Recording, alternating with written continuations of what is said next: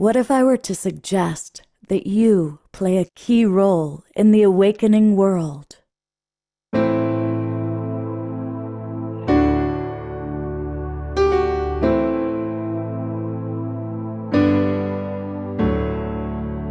that you are watching this because you have heard the call.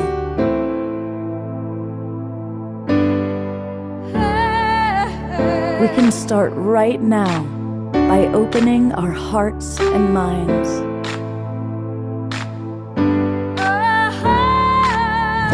Welcome to the awakening world.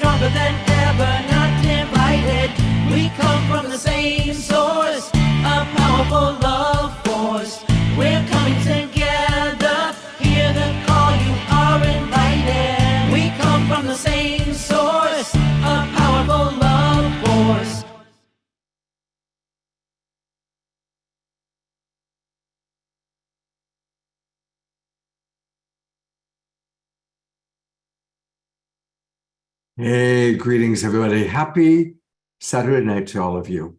It is the Saturday night edition of The Awakening World. I'm your host, Love Coach Scott Thomas. And it's beautiful to see so many people that I know and that I love that are in our Zoom room already. Welcome, dear friends.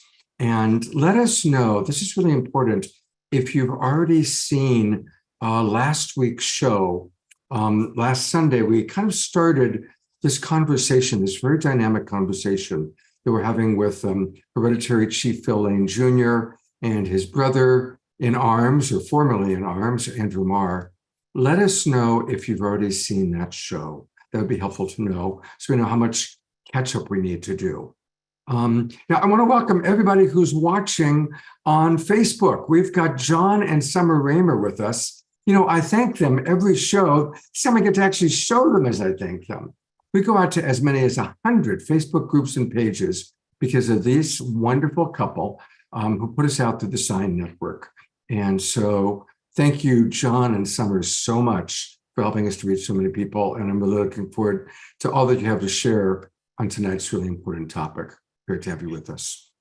So if you are watching on one of the Sign Network groups, Facebook groups or pages, or perhaps you're watching on the Conscious Awakening Network, or perhaps you're even watching on one of the YouTube channels. That's great. But you know what? Come on into our Zoom room. I'm inviting you to join the Global Peace Tribe. And it's really easy to do that. Just go to globalpeacetribe.com, globalpeacetribe.com, and you'll see where it says register for the new season. Well, this is it. We're in the new season. You click that. And we do 3 or 4 shows every weekend. Actually, I should say every week now, because we have a midweek show, our Wednesday night show, with amazing hosts, amazing guests. So, for example, a few nights ago, we did a show all about the power of mediation. Now, this is the poster for tonight's show, all about unifying our human family, ending war, and beginning peace on earth by 2030. That's tonight's show. And then tomorrow, it's all about ascension. Deborah Giusti, my co-host on 90 episodes of Saturday Night Live, is coming back. And she and her partner, Meg, have literally written a book on ascension tips.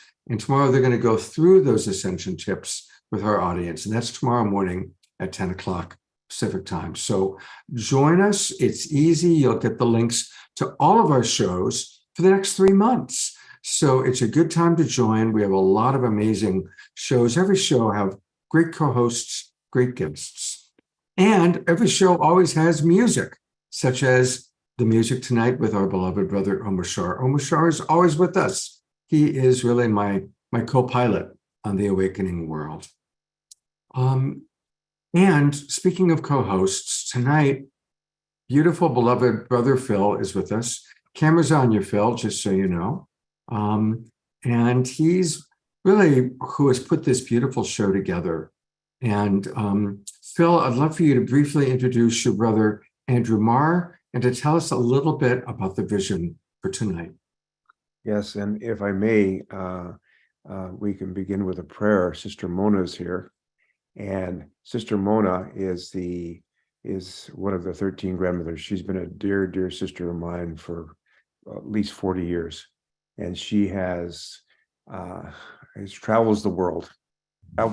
She is our ambassador everywhere in the world for one of our primary, I'm not the only, but one of the primary ambassadors of the Eagle everywhere in the world. She ends up in Africa. She goes over here and there about water and about life. And so, sister, as you know, we came together with our beloved relatives, beloved veterans, Special Forces veterans. You were there. You led ceremonies there. You were the one that took care of the sacred pipe. And so we want to celebrate that time and bring this message to humanity. So would sure be appreciated, my beloved sister, if you could give us an opening prayer. First of all, I'd just like to greet each and every one of you and let you know that I am grateful for this time, this moment to join you all and all of the work that is being done and the coming together of good relatives who have a intention, a very, very important intention of creating an opportunity for us to acknowledge and come to this understanding of the importance of being in good relation, to come together in peace and in the way of my father's people, the Hopi Tewa people. What we do is we offer our hand in this way. And so I offer my hand in this way to each and every one of you, everyone who is joining us. I offer my hand in peace from my heart, from my mind, my very presence before you. I come that way, and my hope is that a day and time to come, we will all be able to offer our hands throughout the world, among all of humanity, in this gesture of I come in peace. And so I'm grateful, Brother Bill. Thank you for inviting me to join you this evening time. So let me go ahead and say a word of prayer here to bring us all together in a good way. Call upon you again, giving thanks to you here for this time, this moment, giving thanks to you again for all your divine creations, the water, the air, the fire, the earth, all these things that give us our life. Grateful to you again, too, that we could have a way to communicate with you in this way at this time. Sending my voice to you, and I ask you for forgiveness that I might be worthy of these things that I pray to you about here.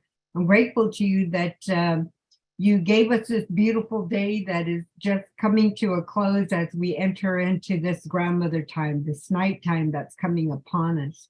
And as we join together at this time throughout the world, the relatives that are joining us today, and the plans, the efforts, the programming that's going to take place here, the messages that are going to be delivered here through our words, through our songs, through our thoughts and our feelings, our hopes, our dreams, our wishes that we have, so that we could be able to recognize and acknowledge and be able to see the coming of the prayers that are being made at this time for peace on earth and goodwill towards all of life that you've given here on this Mother Earth not only as human beings, but also all of the animal life, the plant life, the four-legged, the winged, the water life, all of these other kinds of living beings that share this world with us. They too must live in peace. They too have a purpose, just as you've given us a divine purpose in this world, that we have a good understanding about our relationship with one another, about the way that you put us on this earth so that we might be able to grow and develop and be strong and healthy and happy with the places that you put us, so that we might be able to strive and thrive throughout our life here. The kind of teachings you gave to us on how to have a good relationship with you, the medicines, the plant life that you've given to us as earth-based medicines, our grandmas and our grandpas, stone people, all of these good creations of yours that we use in order to communicate with you. All of our sacred waters, our sacred mountains, our sacred places that you put here for us to use in a good way. You could look down upon it and bless it. Each one of our relatives that have a hand in creating this time, this moment for us to join together our hearts and our minds in a good way here and this at this time, Creator. Likewise, too, you could bless each and every one of all of our elders, those that are sick in the hospital, those that are in the nursing home. You could look down upon them. Anyone here at this time that might be struggling in their health. All of our relatives that might be in mourning at this time. Our relatives that are the veterans, the military veterans, each and every one of them, the men and the women that are now serving wherever they're at on the land, in the air, on the water. You could look down upon them and bless them. And all of our loved ones, wherever they are, whatever they're doing at this time, make a way for them to have a good evening and good night and a good morning coming that you're blessing us with here in our everyday life. If there's anything I left out, I ask that you could take care of it for me, just like you always do. These things I say to you for all my relations. Escoli, escoli, escoli, escoli, escoli. Aho, aho, aho. Thank you, thank you, thank you, thank you so much, my very beloved sister. Thank you so much, so much.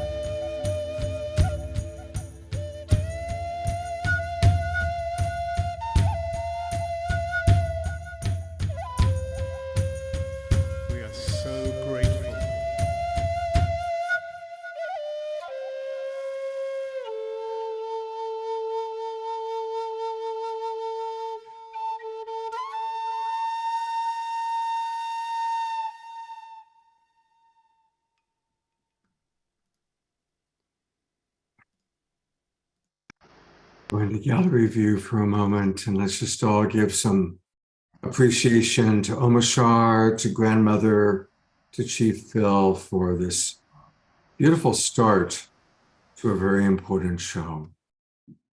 Thank you so much, Omashar, for just the incredible quality of care and connection you bring to every episode of The Awakening World. I'm so grateful for you. Thank you. Yeah, that was a precious time I had in down in Peru. There was Mayan Indians. We did a ceremony with a couple of hundred people, and the Mayans came along in full native dress and danced for us. It was phenomenal. And so that was happening in the background behind when I was playing then. Wow, wow. It was beautiful how you put that together. Thank you very, very much. I'm going to go to Chief Phil. Yes. And if you could go ahead and let's bring Andrew on for a moment and tell us a little bit about your relationship together and what this is all about tonight. Well, I'm so thankful to have met my beloved Toshka, my beloved nephew, Andrew, and all the work he's done. And of course, those who have got a chance to be with us on Sunday in the beautiful, beautiful Sacred Sunday program, Andrew shared with us a very, very heart-moving and in-depth journey he had since growing up, and his service as a Green Beret, and the tremendous trauma and explosions that he experienced, and the damage to his brain that happened from that, and then from there returning home and descending into the depths of the pain and hurt and all that comes with having given your life as best you could to serve your country as you understood it, to serve freedom as you understood it, and then sharing with us his journey back home, his journey of healing, his journey of completely being able to step away from all the Western medicines. I think it was up to about 20 he was taking at a time, and the difficulty was to even think about living any further. I mean, the place of contemplation of suicide, and what his beloved family and the impact that had on them. And then shared how we had come together last March for the 4x48 sacred run and staking ceremony. And it was really quite an experience where you run 4 miles every 4 hours, a total of 48 miles and 48 minutes. And it was there that we were spiritually called after a long journey for myself that began back in 1970, when I went to Bolivia for the first time in March of 1970, a long journey towards fulfilling the sacred prophecies in which we'd been counseled early in this journey by my grandfather, Vine Deloria Sr., said, you must make allies. You need to make allies. And as well, and I'll just share this last part, then Andrew can share his part. For me, was this whole act of forgiveness, truly, first of all, forgiving our own selves for all of the mistakes we make, but reaching out and for forgiveness and understanding and love and compassion for the U.S. military and the incredible battles we had shared on the battlefield together, at so many places, which I studied and read about ever since a little boy. We didn't have television, so I immersed myself in reading, and I think I knew every battle that took place, everything that took place. But it was just such a tremendous inspiration and vision that this was the time, at this time of where all these special forces representing veterans groups across the United States were coming together. This was the time. And Sister Mona, of course, has been a key to this, and Brother Austin Nunez and others. So we came, as best we could, and brought with us one of Tashuka Wiko's pipes, Crazy Horse's pipes, who had never been defeated. He, of course, led the battle at the Little Bighorn, which is the greatest defeat the U.S. military ever had. And of course, we see that war only begets more war and killing, because it was just not that much longer, just 14 years later, that the U.S. 7th Cavalry reformed, massacred all our relatives at Wounded Knee. So we saw it was time to really make peace. So I'll pass it there to you now, Tushka. Whatever you'd like to comment and add to, we can kind of bring people up to date of what happened. And we have a video we want to share here. Yeah, for sure. Thank you, Uncle. So much love. Great to see you, Grandma. I think it's been almost a year. And so it's so warming for me to hear you and to see your voice. And when Grandma Mona was here on our ranch at this sacred event that took place last year, and that opening ceremony, Grandma prayed. She prayed for the ceremony. She prayed for the participants. She prayed for a long time, and it was profound. And at that moment, I realized that whatever I had understood about going into this event, it was completely wiped clean. And I understood at that point it was something very profound taking place. And my hope and vision and intent for the night is to be able to communicate to the group here what Chief Phil had been putting together for 40 years, and what took place last year very specifically, and how that has continued into our vision of the future, and what we're doing, how we're taking action to the best of our abilities to create the experience that we hope to see in ourselves and therefore in the world. And so I know there's a format to how all this will go, and we can have a time to go into very specifics. And I'm so honored to be here to speak to all of you, to tell you about the specifics of this event, and why Chief and I think it is significant, and we need to share it. And so we gave a lot of context to that led up to that event on the last show. And I hope, like I said, for this show, we can talk about the specifics of the event and kind of our visions for what that looks like moving forward. So with that, I'll push it back to you, Scott. Thank you. It's an honor to have all three of you with us. And I would like to ask each of you a question. You're all coming to this from your own extraordinarily unique life experience. Most of the people watching this show, we all believe that this is an incredible time of transformation for humanity. Obviously, we're on the precipice of great change. And there are those that can, perceive that this is it, apocalyptic times are here. There are others who believe that humanity is going to make it, and that we are going to awaken into a higher consciousness. So I'm going to bring on our other two guests, John and Summer Raymer, for our other two guests for tonight. And I really want to ask each of you to share your vision for humanity and why you've come to that. And by the way, I've not prepped anybody with this question, so I don't know what your responses will be. But I'd love to hear what you believe is going to be happening in this very chapter that's already begun of great change, and what in your life has led you to believe that. And maybe I'll start with you, Andrew, and then go to Phil and Mona, and then John and Summer. What a loaded question, Scott. Yeah, I mean, I got to get us off to a good start here, Andrew, right? yeah, that's awesome. My vision and hope for the future. Oh man, that humanity would reawaken to who we really are, and in that reawakening and remembering of who we are, we would remember and understand that we have a purpose, a divine purpose, and that life is connected and it's interconnected, all of it in this grand purpose, and that through that our self-sovereignty would reign again, and with that we would live in peace and harmony with each other once again, truly. And so I think if I had to sum it up in a minute, that would be what I would have to say. Beautifully done. May it be so.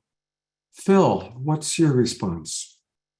Well, first of all, I want to put an exclamation point mark after everything that Andrew said, and again say, that we are one human family. We are each and every one of us, indigenous peoples to our beloved Mother Earth. We are intimately related to all life, and that the hurt of one is the hurt of all. And the honor and healing and upliftment of one is the honor and healing and upliftment of all. And that we are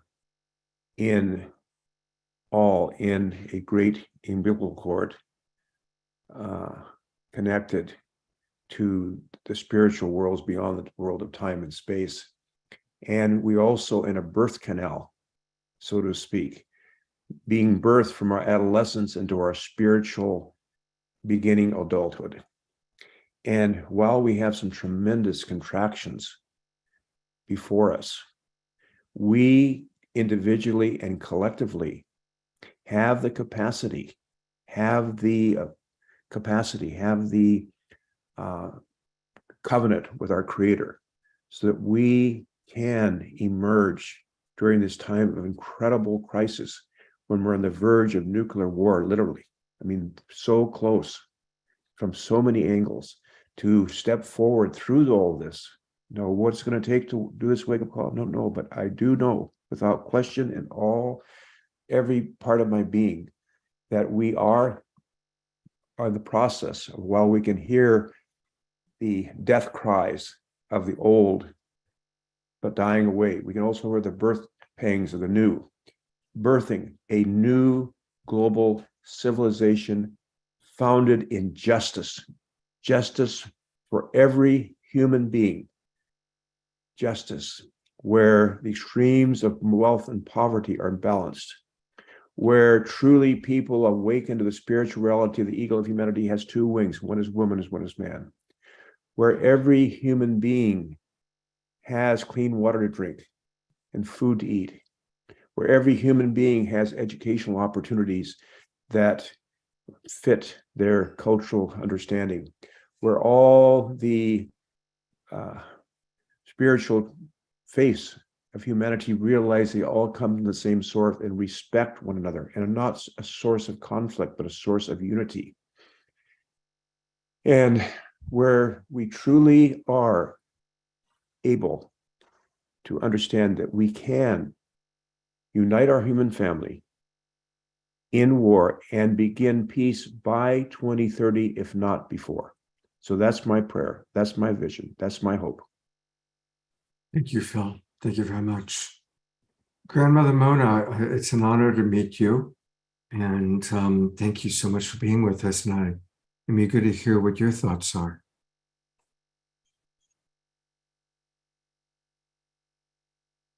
Oh, you're still muted. We need you to unmute. Okay. The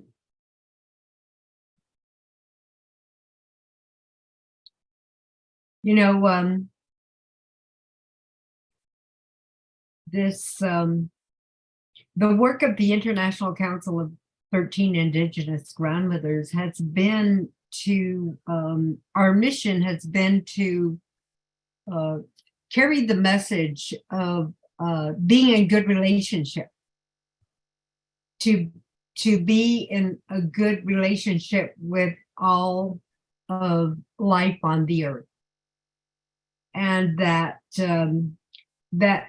on this mission of peace, that wherever we go, we come with that message of being in good relationship, being in peace with one another.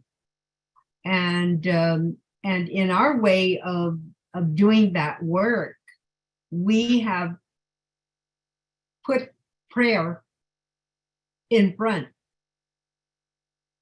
our prayer for peace is in front and we walk behind it. We arrive at any special place we're invited to, and we go ahead and we light our sacred fire. We have our sacred water. We have perhaps our herbs, our earth-based medicine, sage, cedar, tobacco, medicine. We have there our instruments that we use, like the feather, the fan that I was holding when I prayed. We put that all together in front of us and we go ahead and pray, because we understand that what our work is upholding what we might refer to as natural law. That we must come back to that place of recognizing that our conduct and how we walk our road of life it's dependent on the laws of nature, natural law. We do not have any control over these things that are of nature. We must let that be our foundation. And if we recognize those things as being our foundation of life, then we will then recognize that we all have this common foundation of life, and that we embrace that, not only for us today, but our children, our grandchildren, our great-grandchildren, and the future generations that are yet to come that we will not see. We have ancestors that were here before us. They made a way for us to be here. And in making that way, they honored all of these things that give us life. They had to, in order to survive. And so now it's incumbent on us to honor those things that give us life. And if we can focus on that, this commonality of life that we all have, not only humankind, but all of life beings here on the earth. If we honor that, if we acknowledge it, then we can find this balance of what we're talking about, of having peace. That's the way that the grandmothers talked about it. That's how we carry this prayer for peace on earth. And I just wanted, I thought about this, when we're first starting, I thought about something that someone said to me. And it's that I was told, you're doing some good work. You go out there and, you do your prayer, you do this work, you travel, talk to people. And you know what, Mona? What I see is a road. And on that road is a little tiny bump. And the road goes on. And he said to me, Mona, you're that little tiny bump. In other words, kind of saying, what I'm doing doesn't make a difference. I looked at him and I laughed and I said, okay, but I want to tell you something. You know what? There are many tiny bumps in that road. I'm not the only one on that road who are seeking this good path of life. And so I look at all of you that have joined us tonight on this program here, and I love it. We are all those bumps in the road that are striving to create this opportunity for peace on earth. So I say, Escalade, thank you. Thank you all. Thank you for asking me that question. Thank you so much for reminding us of our relationship to the earth and the humility. I feel a reminder of humility as you speak, grandmother. And thank you and all of the 13 grandmothers for the work that you've been doing of helping us to remember the wisdom that we so deeply need to remember and live in our lives. So thank you. Well, we've heard from 3 extraordinary people. It's a hard act to follow, and I think only John and Summer could successfully respond. John and Summer, I love you both so much, and I so honor the work you're doing in the world, and I am curious what you have to say.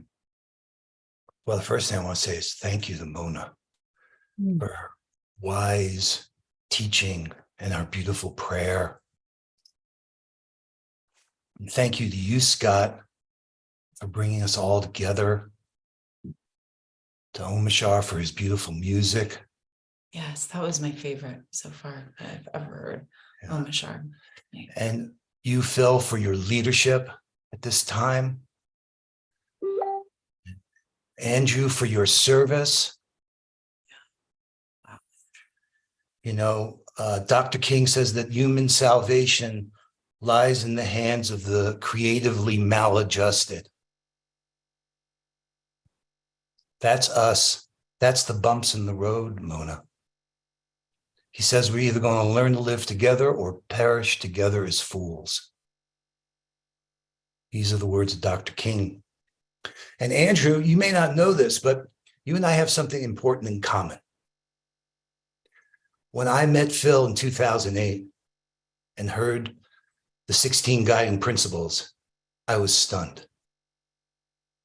I said, there is timeless wisdom that I need to know. If we're going to learn to live together, the idea of guiding principles that could govern our behavior in pursuit of our purpose.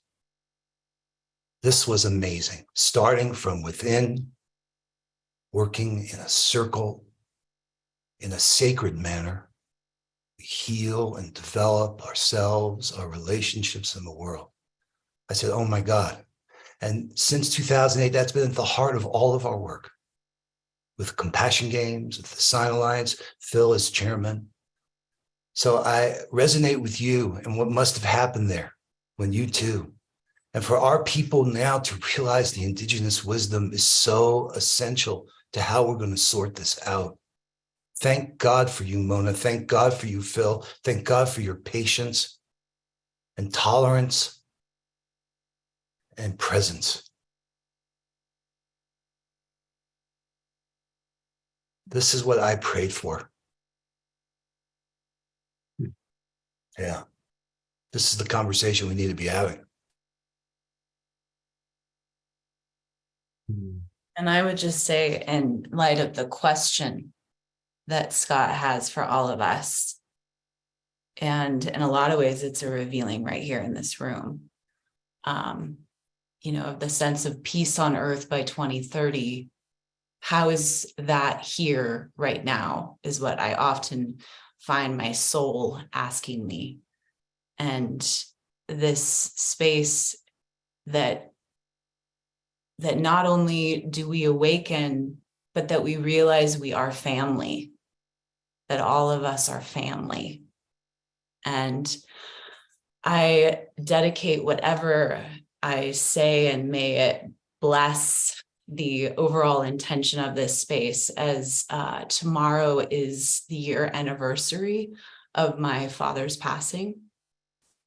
He passed February 5th last year. And speaking of family, Hereditary Chief Phil was very present in prayer and in the transition and journey that my father went through. Just a week ago, I watched Andrew's film. Any of you have not watched that film about the healing of brain trauma, I was incredibly moved and touched as I witnessed, and my husband and I both really cared for my father as he was realizing his brain had, tumors that took over, and we didn't have the chance to do as much of a healing opportunity, but we were with him. And an incredible passage that I find is the grief and the call that Hereditary Chief Phil speaks of, that I'm so in relationship with here in this space as we are family. The hurt of one is the hurt of all. And I found as I was in that space with my father, the significance that we are here. We are here to take care of each other. Even when it may feel like there's nothing that one can do, or we're so overwhelmed with pain, that at that moment, what can we do? What can I do to be caring and in that space of love more in this moment? I was gifted, as we were on our way here to Montana, this hummingbird necklace from a dear sister, Pookie. Her music is a part of the music of the Global Peace Tribe. Sent me this necklace that means the world to me, as the origins of my soul come from the Garden of Joy in collaboration with the prophecy of the condor, eagle, quetzal, and hummingbird. So all of this is, to me, part of my vision and dream is right here in this moment, breathing in peace on earth by 2030. So thank you for being my dream right here. Beautiful. I want to hear from some of the wonderful people in our audience. There's so many beautiful souls that are creating peace in the world that are in our audience tonight. So I'm going to read from them, and then we'll hear some more from our guests. But I'm going to read a few things. Doug May wrote, yes, the global transformation is already underway. Small, perhaps, but unstoppable if we cooperate.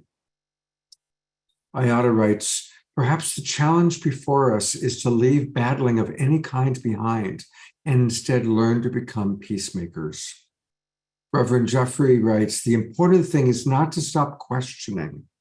Curiosity has its own reason for existence. One cannot help but be in awe when we contemplate the mysteries of eternity, of life, or the marvelous structure of reality. And that's a quote from Albert Einstein, shared by Reverend Jeffrey. Susan Blomquist sent me a text message, Bill. I mentioned this to you earlier today.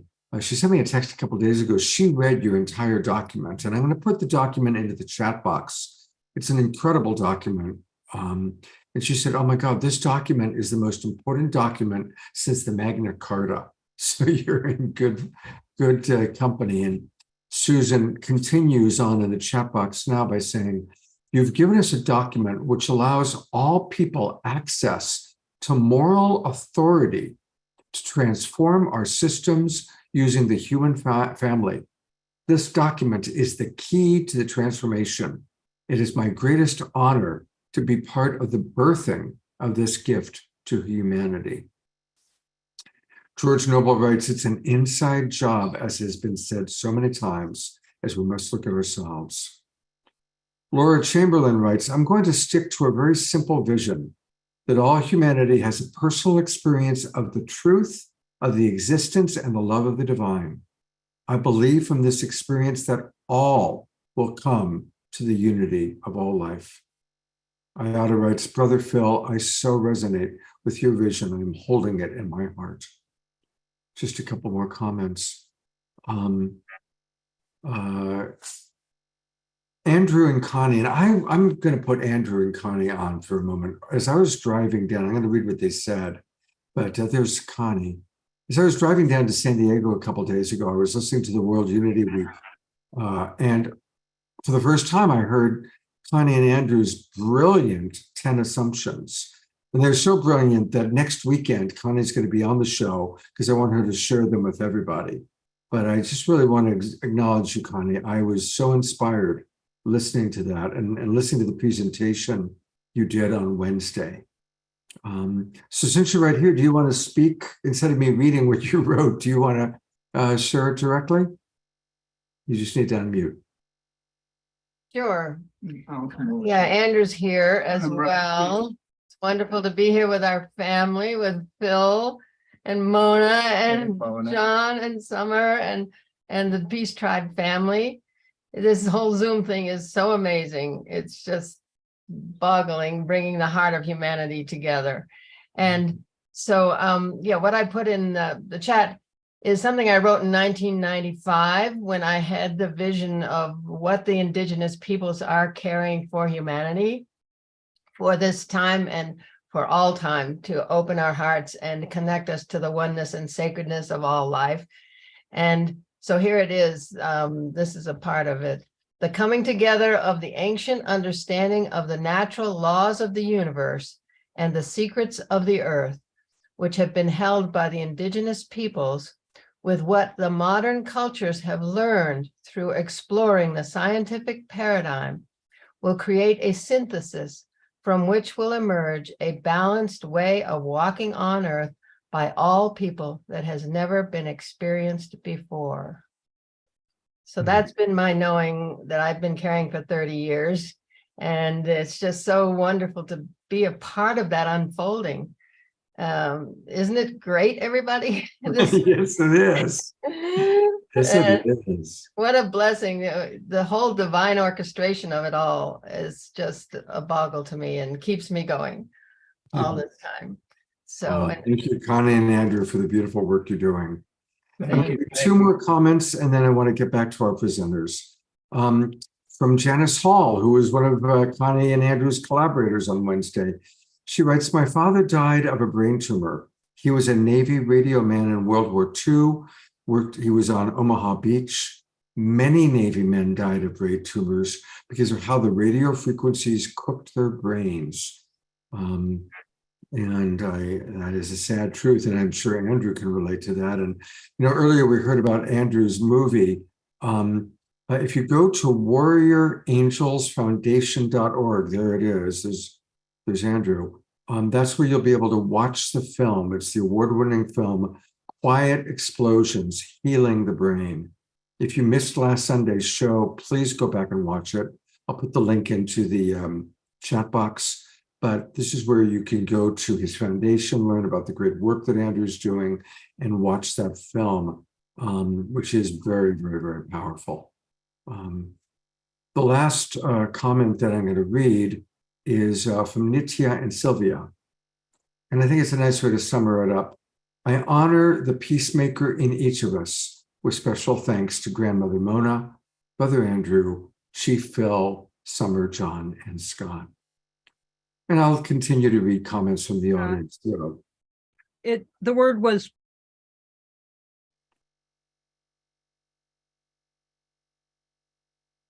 unmute Nitya. I tried there. Okay. Peacier. The word is peacier, Peacier, like warrior, active for peace. Thank you. Thank you for that clarification. Thank you very much. And thank you for all that you bring. All right. I'm going to go back to you, Brother Phil, to maybe share a little bit more. And then we're going to take a brief break. But could you please share with us a little bit more about the covenant that we're going to be learning your 16 principles, I know you had a video. I don't know if this is a good time to show that, but if so, let me know. Yes. There's so many things that happened in this gathering. It was just really one of those things that transcends the world of names and the murmur of syllables and sounds. That's all I can say. It was there was a spirit and a power there that as we came together in this spirit of forgiveness and it was quite amazing. There was a beautiful short video that Brother Torchka Andrew and the Circle made and said to me, a little bit of me speaking, but it kind of gives you some highlights, some feeling of what was happening during these 2 days. And maybe that'd be a good time to play that now. And then after that, have some music. And then when we get to it, we can go into actually get into some of the details of what this is about. Here's a 5.5-minute video that tells us a little bit more and gives us a taste. You'll see grandmother and Phil speaking, and here we go.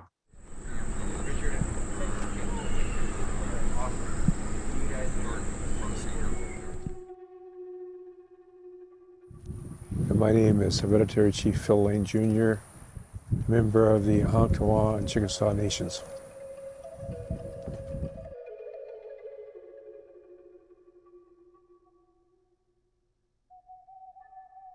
It's very clear that the way forward towards peace and the end of war by 2030 is to come together in unity and forgiveness. And through synergy, through a series of synchronistic events, I was guided to Andrew and to Adam and their vision, which is one with our vision. And that is to come together in unity and harmony and healing. And so the whole thing of bringing together Dashukuwit Ko, the spirit of Crazy Horse through his sacred pipe, with the very military relatives that he fought against, and was never defeated, by the way, and delivered the U.S. government the greatest defeat in military history, their entire history. It was the defeat of George Armstrong Custer.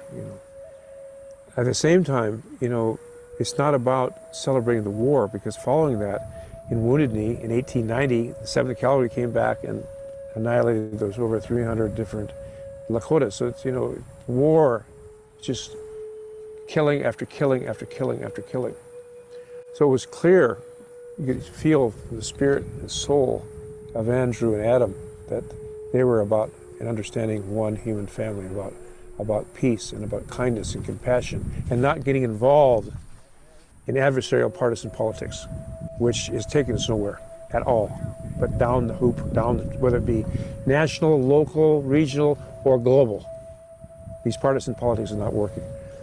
So ours, as I shared before, which we share, is to stand in our spiritual strength, which we agree to be kind, to be loving, to be compassionate, to be truthful, to be just, and to move towards the positive alternative which to create without giving away our energy fighting the negative. So I'm here because I support this vision. I'm here because it's time we come together in unity and harmony, and also by population, by percentage of population, indigenous peoples, Native Americans in the United States and in Canada have served more in the military by percentage than any other population in the United States, any close to it. So in World War I, after just a short time after the Wounded Knee Massacre in 1890, the Ocheti Chikoan, the 7 council fires of the Sioux Nation, sent over 5,000 men to World War I. Everybody that could fight went to fight because they honored our treaties. And so I know these men here honor their agreements. That's why they volunteered to serve. And I'm sure they did it for the highest purposes.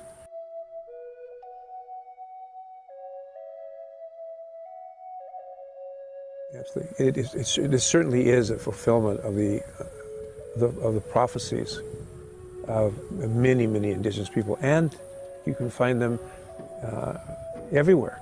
I mean, One of the ones that's so classic to me in the Christian Judaic tradition is the Lord's Prayer. Thy kingdom come, thy will be done on earth as it is in heaven. So how much clearer can you get? We have a responsibility to manifest this. And I think that one of the wounds that I see that's being healed is a wound between those who said they practiced Christianity, but certainly didn't.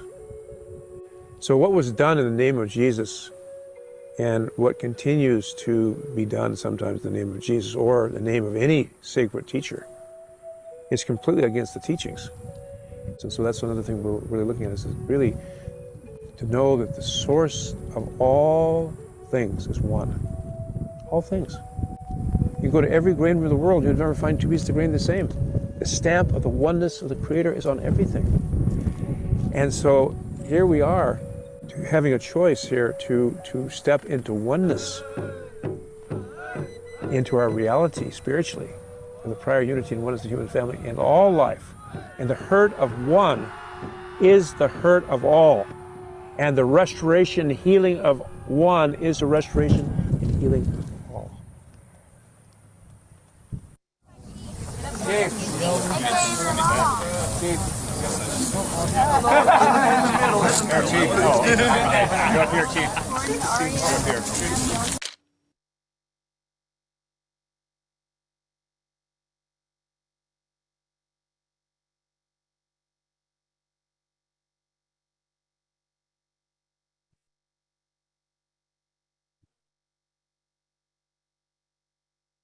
Thank you, Phil.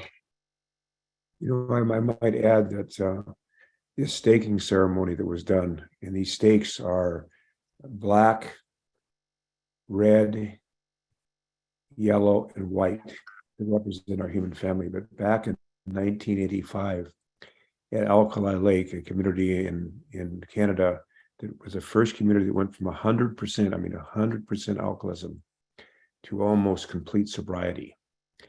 And so in 1986, Andrew's holding there in his hand that sacred stake. Through my dear teacher, Lionel Quinoa, comes home swimming. He passed on this ceremony to us.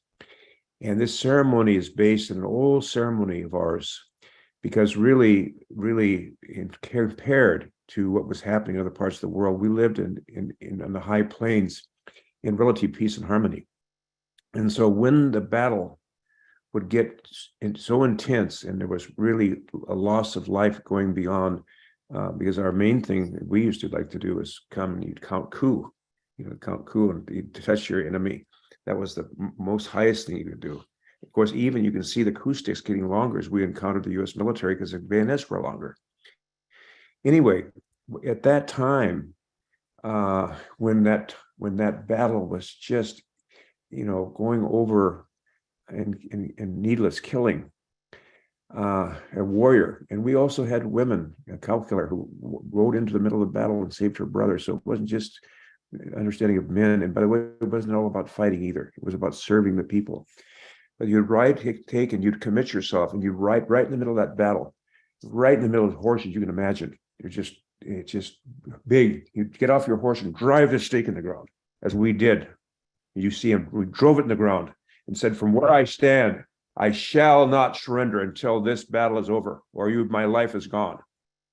And that commitment that was made there, right next to Sam Houston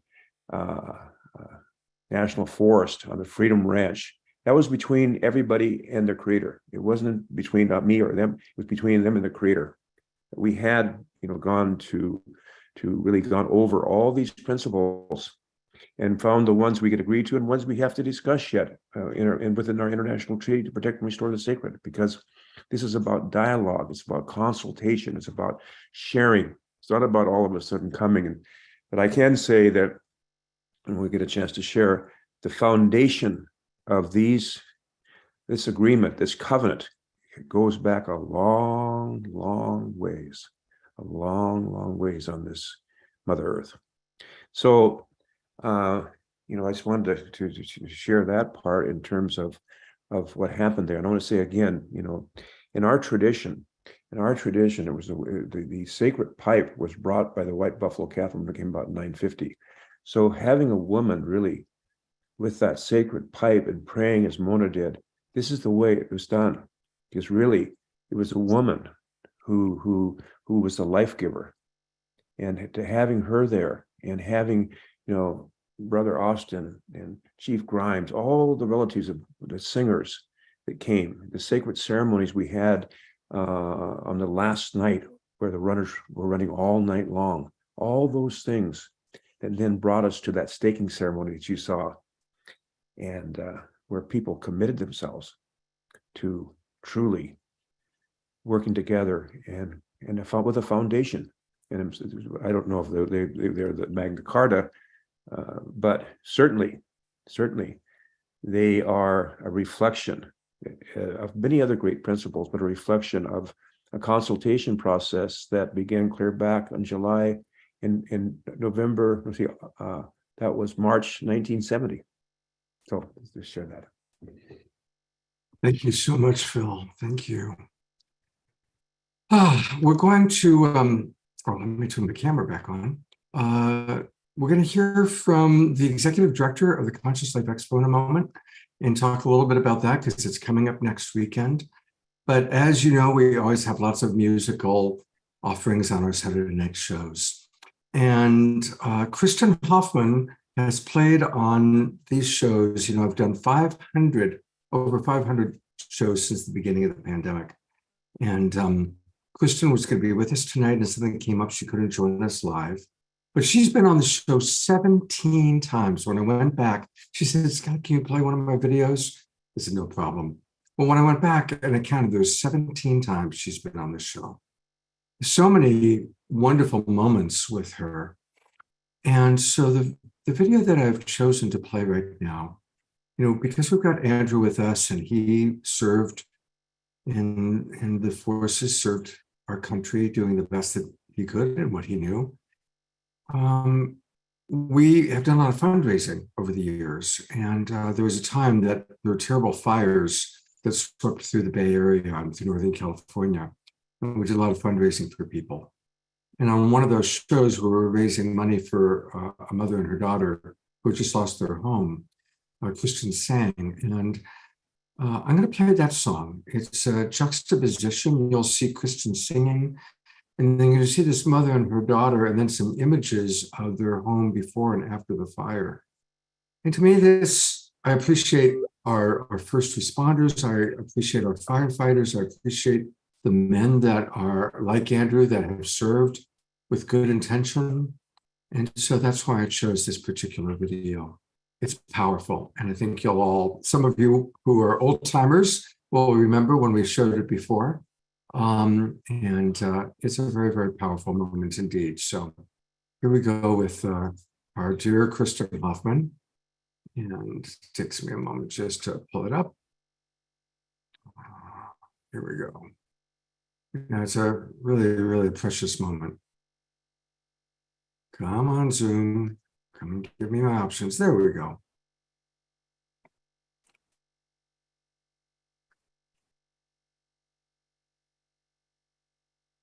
No, thank you so much for having me on. I really appreciate everything you guys are doing for everyone.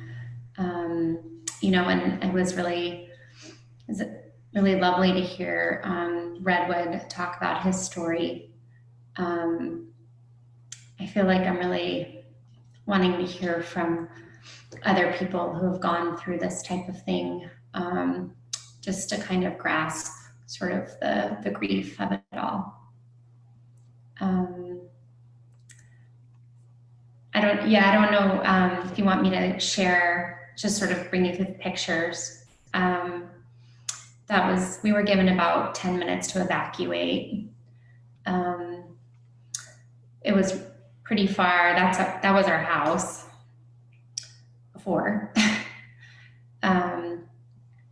And that's what happened about a month ago. October 17th was when the fire broke out, and it just really, really spread quickly within a matter of hours. About 26 homes were lost in North Boulder.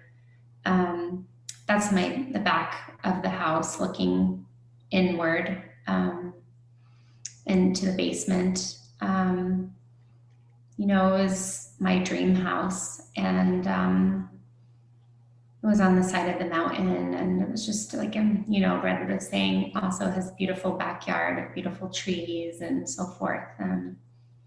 So it's hard looking at some of the photos, but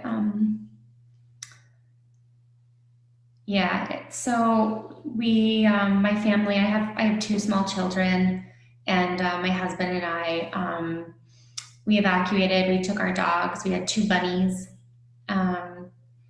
and everyone was safe. And my parents actually also lived with us. And they were just living with us temporarily while they got back on their feet, and then they lost everything. So, but you know, we feel really lucky and we feel very blessed. Like, the whole Boulder community has been just so incredible and very supportive. And, you know, it's my home. I was born there. I was born in Boulder, and the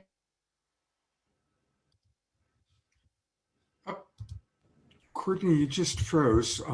This is the Community Foundation Relief Fund.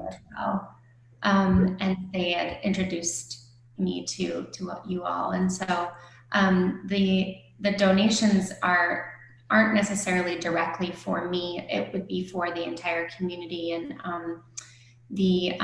it's called the 2020 Fire Relief Fund, and it's supporting individuals who really need it. We were lucky enough to have insurance, and you know, I have my job and my husband has his job, and so we feel just really lucky. But you know, now we're homeschooling our children with no home, so it's been quite the year. But this organization is putting together relief efforts for the land restoration, which is something that's really going to be important for us. It's extremely expensive to restore land after a fire, and doing as much as we can to try and get it back up and going. So anyways, the donation link helps many people. It also helps nonprofits helping the individuals who have lost their homes, as well as the restoration of the land, and trying to figure out what we're going to do. Thank you so much, Courtney, for coming on and sharing your story and your heart. And we're going to have KRISTIN HOFFMAN come and sing for us again as people take some time to make a donation to the fund. And yeah, I mean, it's so deeply touching to see the pictures and to know that in a moment you had 10 minutes, like same with Redwood, like to get out and then to have everything gone in those moments. And we just really want you to feel our love and our care and our support, and, you know, as if it were us. That's how we have to care for each other, as if it were us. So thank you so much for your Thank you so much. Yeah. KRISTIN, will you come and bring some music while we take some time to make a contribution to these funds? Yes. I want to share an improv, or a piece that I call soul om. When I go into an improv space, I envision that it's soul or light weaving with om, the vibration of the universe. So Courtney, just sending this piece to you. And as I'm diving into this improv, I like to think that we are all consciously co-creating this piece together from our hearts. So just feel this music, and may it bring you some healing.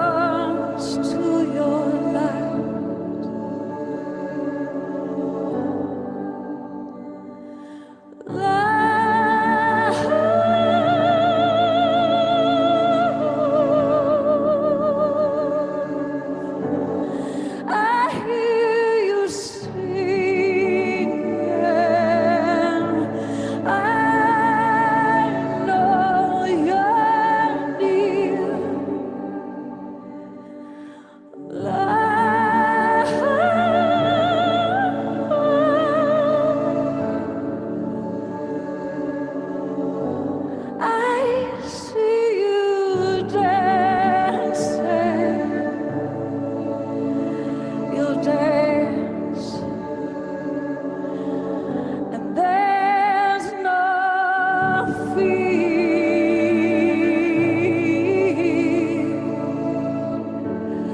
because we remember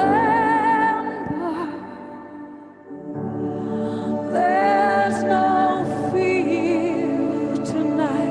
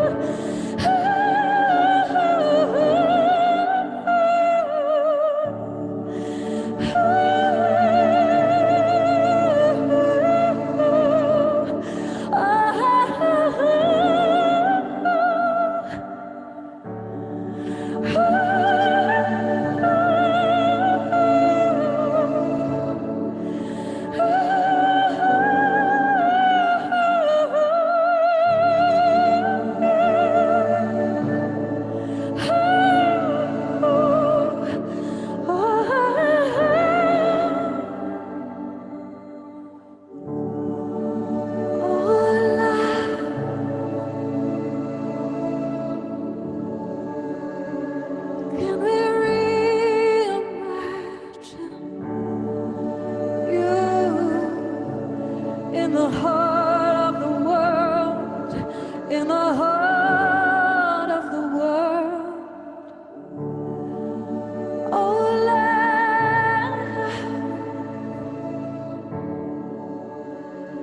can we feel you dancing? Oh, I feel you dancing, hear you in our lives.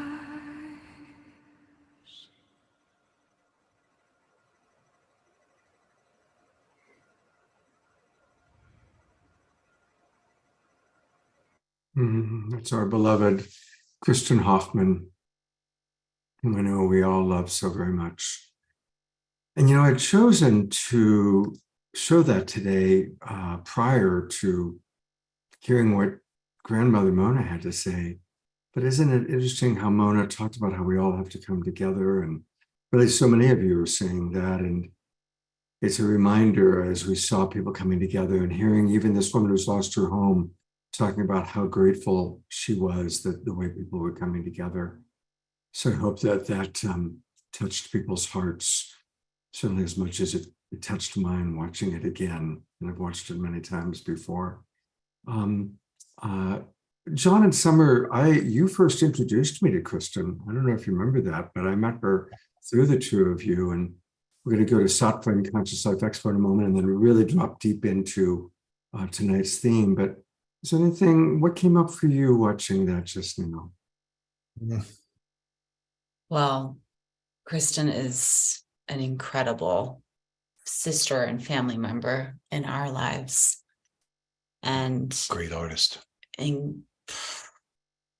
Incredible.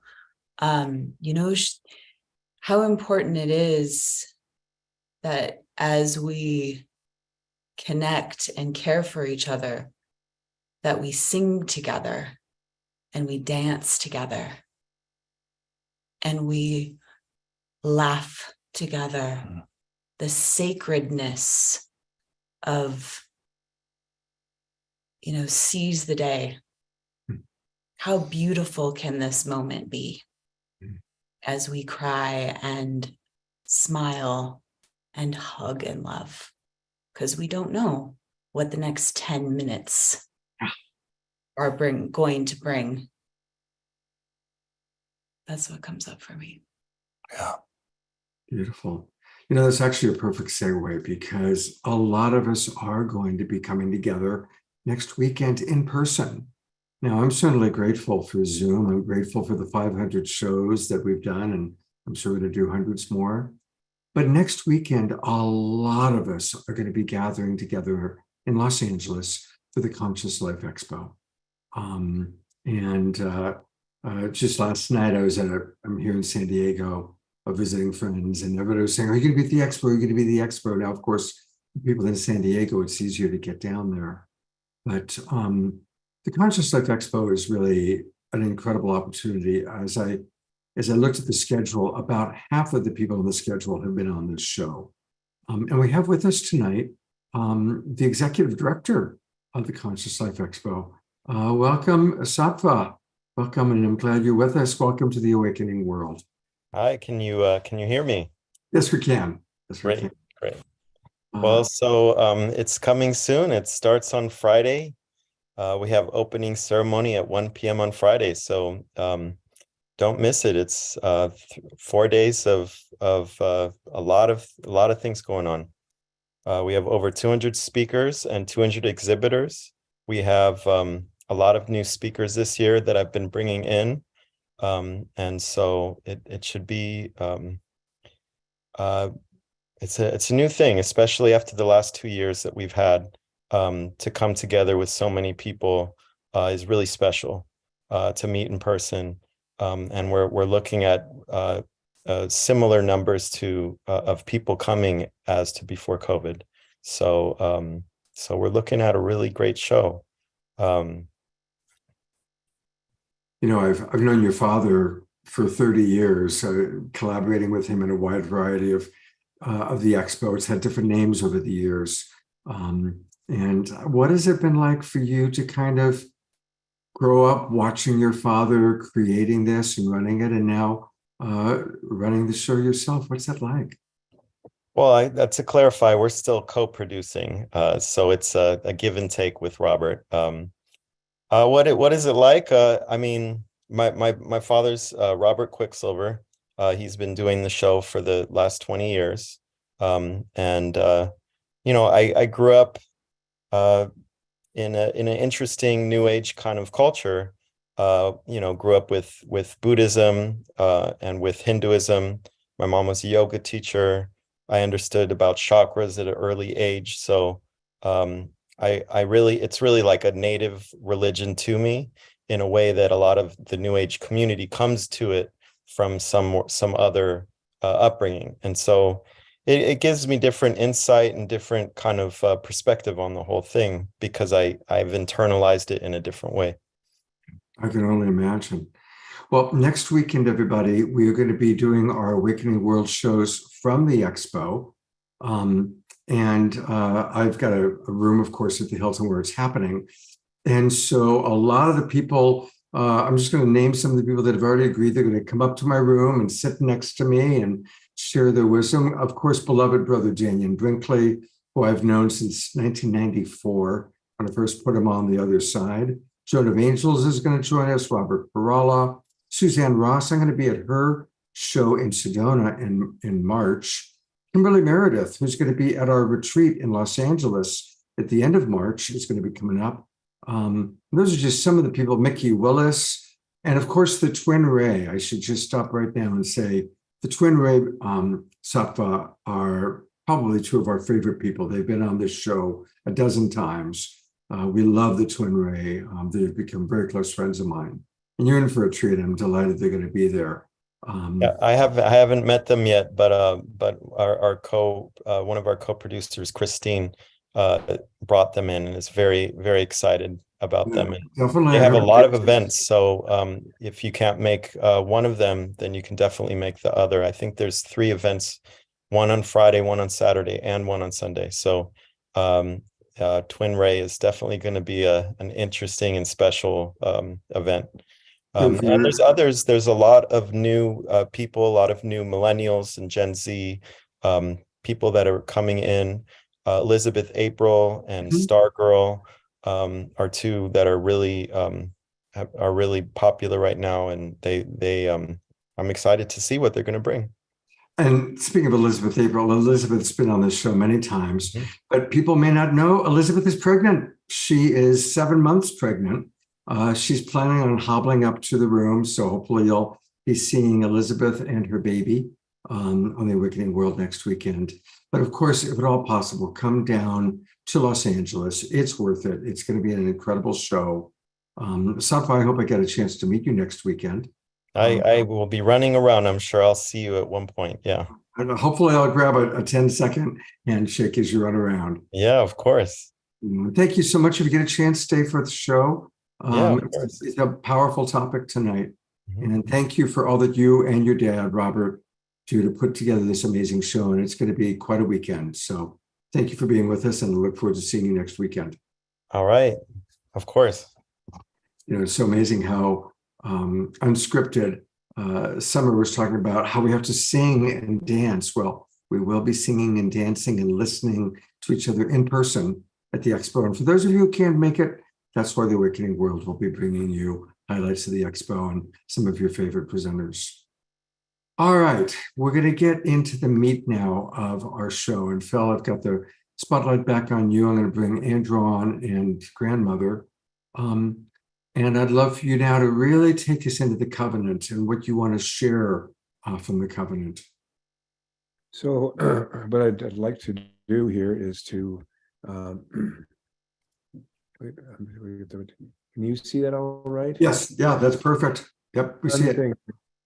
1 second here. Let me learn how to do this so I can find this thing that John shared with me. Here we John, go. feel free to direct him. Yeah. It's the play button. The Zoom may be in the controls, may be in the way. It's to your left. Just looks like a little play button. Now, there you go. You got it. That's it. There it is. Yeah, that thing's in the way though. Yeah, move it. You can grab it and move it, but you're exactly on the right spot. Yeah, if you click right where you're. There we go. Now, let me see if I can, for some reason. You did. Oh, there you go. Oh, there we go. Okay. Perfect. Yay. So we got, let me just move this over here. Okay. So first of all, I want to thank again everybody for joining us. You know, let me see where I push the button. Okay. Usually, if you just press the space bar, just the space bar should move it. Oh, it's not happening here. Hang on. There we go. So this really begins down in Bolivia, and I want to really give the credit to the indigenous Quechuas and Aymaras who really took me in and really enlightened me on the whole prophecy of the reunion of the condor and eagle, which is now expanded as we've grown to the reunion of the condor, the quetzal, the hummingbird, and the eagle. These are the beloved brothers and sisters who work with me. These were volunteer traveling teachers who came, who spread out. There was hundreds of them all across Bolivia, all across the Andes, who were carrying this message that we had. Here we go. Here is really the time when this prophecy of the reunion of the condor and eagle was fulfilled. This is on the stairs leading up to the high altar on the Island of the Sun in Lake Titicaca on July 9th, 1971. It was here that it was, as prophesied, the eagle from the north came together with the condor of the south. And these beloved relatives are now in the spiritual world. I know most of them are still with us, close in our closest of age. So in 1982, we brought elders together at the University of Lethbridge to begin our journey towards the year 2000 at that point. And that was our first goal, was to really begin addressing alcoholism, drug abuse. And so beginning then, the elders gave us the beginning of the 16 principles for building a sustainable, harmonious, and prosperous world. And I never forget how we summarized this incredible meeting we had between Christmas and New Year's 1982. And essentially what the elders told us was this universe we live in is organized according to physical, spiritual, and physical laws. They said the physical laws are easy to understand. You jump off a 10-story building on your head, you're gonna get a headache. You drive into a concrete wall going 100 miles an hour, you're gonna get a headache. So over a period of 12 years, in consultation, which the last 2 years were over 500 relatives came together at the University of Lethbridge during our summer institutes. So every year, we beginning with these 4 principles, and we went to 7, and finally 16. And then we were able in 1985, let's see, it was it was 1990, I'm getting my time mixed up here. 1995, we then brought these principles to the United Nations, to Perez de Cuellar and the Global Council for Culture and Development. And so we brought them, and it was the first time we brought these 16 principles to the world. From there, we began sharing them throughout the Americas. And here we are at the Otomi National Cultural Center, built, by the way, by their own hands in 1982. And there's a huge sculpture of the condor and eagle coming together. And so there was representatives there of 100,000, leadership of 100,000 indigenous people signing these agreements, that the very same covenant that was later shared with our dear veteran relatives. Then here we are at the Rio Plus 20 with our relatives from the Amazon, again, sharing and agreeing to these sacred principles that and this is, by the way, just a snapshot of the many places this happened. And here we are preparing to share the sacred pipe with our relatives there to bind this together, as we did in March 2022 with our veterans that came together to really move this covenant forward. Here we are, and I really want to thank Steve Dinan, because this is at the Summit of the Americas that was held in Panama in 2015. At that time, they tried to interrupt what had happened up to that time, where we also had a Summit of Indigenous People. They tried to say essentially, well, Indigenous people have no special rights as part of civil society. We said no. And we had 4 days to raise the monies to bring everybody together.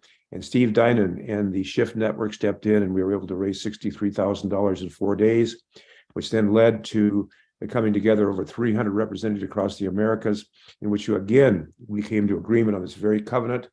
And here is a picture of us moving towards the Summit of the Americas itself, which was shrouded by U.S. trained SWAT teams. And so we came up to SWAT relatives, and I remember I looked over at them, and I was shared with them in Spanish. I said, brothers, you must be very, very hot in these uniforms. It was very hot outside. But we made it through. It took us 2 days, but we made it through the SWAT teams and so forth, and then delivered our message to President Evo Morales, who then in turn shared all these principles and this covenant with all 36 leaders of the 36 nation states, colonial nation states, who gathered there in Panama.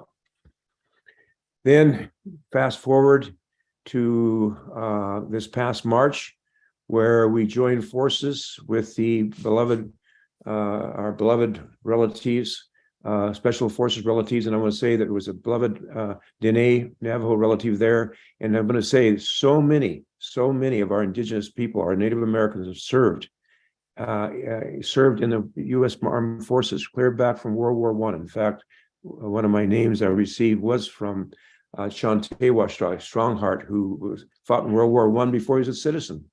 And I remember when I got my name, his eye had been gassed. Here is one of the wonderful veterans here, Secretary of State, Secretary of Defense, Christopher Miller. I have to say that I just really felt for him, because in this whole political process, and we had a good visit, and this adversarial political system is just sick, totally sick. There was a fine man who came the best he could to serve the country, and was just ripped to pieces and stuck in the back, knifed in the back. We say you get arrows in the back and bullets in the front. Well, he got I don't know how many bullets he got in the front, but I sure know he got a few knives in the back. Of course, here's with Andrew and Secretary of Defense Chris Miller. We had a teepee there. On that teepee was written the names of all those veterans who didn't make it home. And that night, the last night, Sister Mona and our dear brother we had a very sacred ceremony, NAC ceremony there for the runners that chose to come there during that night, that last night they were running. And here, of course, you saw this picture. So all those relatives who picked up these sacred stakes and staked themselves down and came together in moving forward this sacred covenant. Now, I'm going to say that on April 3rd to the 5th is the Independent National Convention, bringing together all the independent parties. We are now bringing this sacred covenant to all U.S. political parties. We're going to formally do that at the Independent National Convention in Austin, Texas, the 3rd to the 5th, where I'm honored to do the opening prayer and a keynote address, where I'm going to address transcending adversarial politics. I'm just going to briefly go through this. These are the 16 principles. There's a whole in-depth, almost book written about what each of these principles mean. Human beings can transform the world. Development comes from within, which is something, in fact, it comes within everything. Everything comes within. Healing, so important. The healing dimension of this. We all have healing to do. You know, only hurt people, only colonize people. We have to remember that all of us need healing. Justice is the foundation of this new civilization emerging. Everyone, regardless of gender, race, age, culture, religion, all must be accorded equal opportunity to participate in the process of healing and development and to receive a fair share of the benefits. No vision, no development. And I want to say the greatest vision there is our own being. We are the curricula. Each one of us is that most profound curriculum in the lives of our children and lives of our human family. We have to understand that authentic development is culturally based. Respect each and every culture that brings about kindness and love and compassion, and understand that we all have that as a foundation. Interconnectedness. We've been talking about this whole evening. Everything is interconnected. So when we do anything one place, it affects the other. Personal, social, cultural, political, economic. No unity, no development. The greatest disease of community is disunity. And I can say this, and I've said it, in our indigenous communities, the greatest challenge we have is our own disunity. Once and more as we get further and further united, we will be better able, all of us, to fulfill the sacred prophecies. No participation, no development. We have to open up so all people participate. We have to have systems that are transparent and all people can see and know the truth in what's happening. The hurt of one is the hurt of all, and the honor of one is the honor of all. So the development for the benefit of one side to the other doesn't fit. Spirit. Spiritual dimension. Human beings are both material and spiritual in nature. So we have to balance that dimension of both the spiritual and the physical. Morals and ethics. You cannot build, the elders said, a good human being or a new civilization, a new way of relating on dishonesty, on all those things that are bringing us down the tube. They're leading us to war, greed, arrogance, all those dimensions. There's no way we can do that. Learning. That's the center of the whole thing. We all are about having to learn. From the time we're in the womb to the time we pass to the other side camp. Oh, did that change here somehow? Okay. Are you still seeing, what are you seeing now? Be fishing? We're seeing principle number 13, learning. Okay, somehow or another. Hang on, let me go back here. I ended up popping off this, so I'm seeing the front of my hair. We go. Okay. Strange. Okay. Are we at 14? No, we're still at 13. Okay, this is more. Give me someone here somehow or another. Probably need John's help. I've ended up in my. Try arrow, hitting the arrow or space bar. That should move you forward. But the problem is I'm not seeing on my screen. I'm seeing a whole different thing here. Okay. I'm not seeing the actual. All right, let's stop your sharing and just share again. Okay, very good. Thank you so much. Here, I wanted it to be just right. It's all about learning. Learning is healing. Well done, Hey, John. hey, see, you got me right there. Perfect principle. That's a good point, John. Thank you so much. Okay, here we go. Okay. Try sharing. Hmm? If you try sharing again, it should pick up at that spot. Okay, here we go. Nope, let's come right back to my front page again. All right. Because you're sharing your desktop. Don't share your desktop. So stop your yeah. We'll stop again. Okay, we're in this together. We're with you. All righty. Thank you so much. You go to share, look for the. Okay, now I'm going to try to share my screen. Here we go. I was just right there. For the keynote. Okay, but it doesn't show that. I'm sorry. Keynote's not there? Okay, when you stop sharing, go back to your toolbar and hit keynote. Back to my key. Okay. Okay, now I can go up here to my space bar. Yeah, I'm looking for where is keynote there? It's not there. That little dock on the bottom, the little, There you yeah, go. I see it. It's right there. Okay, it's right. To the left, to the left. To the left. Right there, you're, oh, to the right. You're so close. Right there. That's it. That's it. Hey, learning is learning. Whoa, thank you so much. Whoa. You're back on the horse. You know, I understand why they say that in every blanket we weave, there's always a mistake. You know, and that is one. Human beings are learning beings, which I've just learned very well. Thank you so much. Learning is the core of healing and development. Sustainability. Authentic development does not use up or undermine what it needs to keep on going. Principle 15, move to the positive. We need to stand in our strength and move the positive alternative we wish to create without giving away our energy fighting the negative. Again, these are explained in depth in the covenant. Be the change you want to see. And we know that Gandhi made this point very clear. Also, we know our elders live this way, to walk your talk. The most powerful strategies for change always involve positive role model and creation of living examples.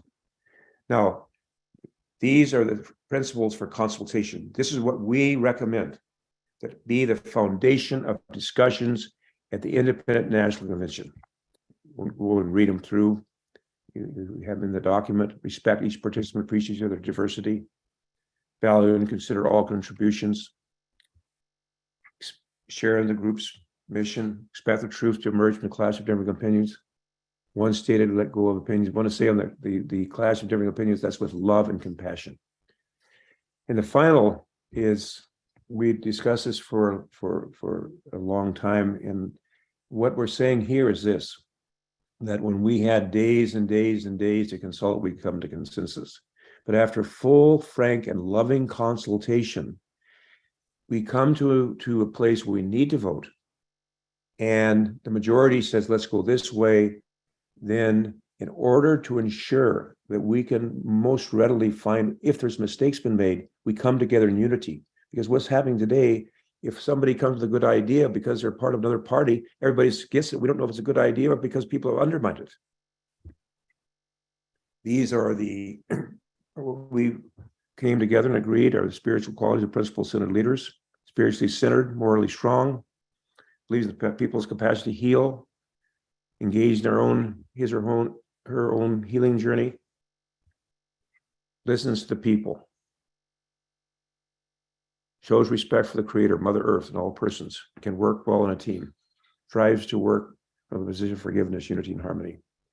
And these, the last part we're going to share of this is about 77 pages long, but this is what we found in going to indigenous communities. First of all, the basic physical needs, but unlike Maslow's hierarchy of needs, the next thing we feel is important after your basic physical needs are met is spirituality and a sense of purpose. Next is life-sustaining values, morals, and ethics, safety and security, adequate income and sustainable economies, adequate power, not what we have today, social justice and equity, cultural integrity and dignity, community solidarity and social support, strong families and healthy child development, especially remembering mothers, how key mothers are to the building of this new global civilization, healthy ecosystems, sustainable relationship between human beings and the natural world, critical learning opportunities, adequate human services and social net, meaningful work and service to others. So I want to thank you. This is just a snapshot of the sacred covenant. With unprecedented unified action, may we unify our human family in war and begin peace by 2030. Thank you. Thank you, Phil. I'm going to bring Andrew back on, keep John and Summer on with us. Yes. And here's grandmother Mona. I'm going to bring her on. And of course, now we're beginning to get some comments from people about, how powerful this is. I'm just going to read a couple of comments, and then I'd love to hear from Andrew and Mona and John and Summer. Dia Therese writes, Chief Phil, Grand Prieur, at the March 28th Wisdom event, I will be there with yours truly and my piano teacher, Dolly, who was the first person at age 18 to play and sing Let There Be Peace on Earth. The couple who wrote the song in 1954 in Los Angeles have a daughter who Dolly is getting in touch with. Anyway, that's pretty exciting. That's all about the March 28th event, which I'll talk about later on tonight. That many of us are going to be at. John, Summer, Phil, myself. It's very, very beautiful. I think Laura Chamberlain sums it up quite beautifully, and then I want to hear from Andrew and John and Summer and grandmother. Laura writes, wow, Phil, these are powerful pictures along with your powerful principles. These are uplifting to my heart. The new earth is being created by you and all of these loving people who you have highlighted and all of the people of love from around the world. Thank God. And it's being created by everybody watching. If you can hear our voice right now, you are the imaginal cells. We're coming together. We are creating the butterfly that is the new paradigm. We are creating the awakening world as we awaken ourselves. So everybody is important. We happen to be the ones on camera tonight. But if you're listening, if you hear this voice, you are just as important as any of us. Yes. Andrew, I'd love to, people are actually saying, Donna wrote, I want to hear from Andrew. So Donna, I'm going to ask Andrew to speak. Yeah. Wow. Thank you, Donna. Just hearing that from Chief reminded me why it was so easy to understand and to feel this connection that we had with each other and the commitment that we had to living this covenant was so evident. And so he had sent that to me several months before we had our event, because it was, very important to me. If you're going to commit to anything, you should know it inside and out.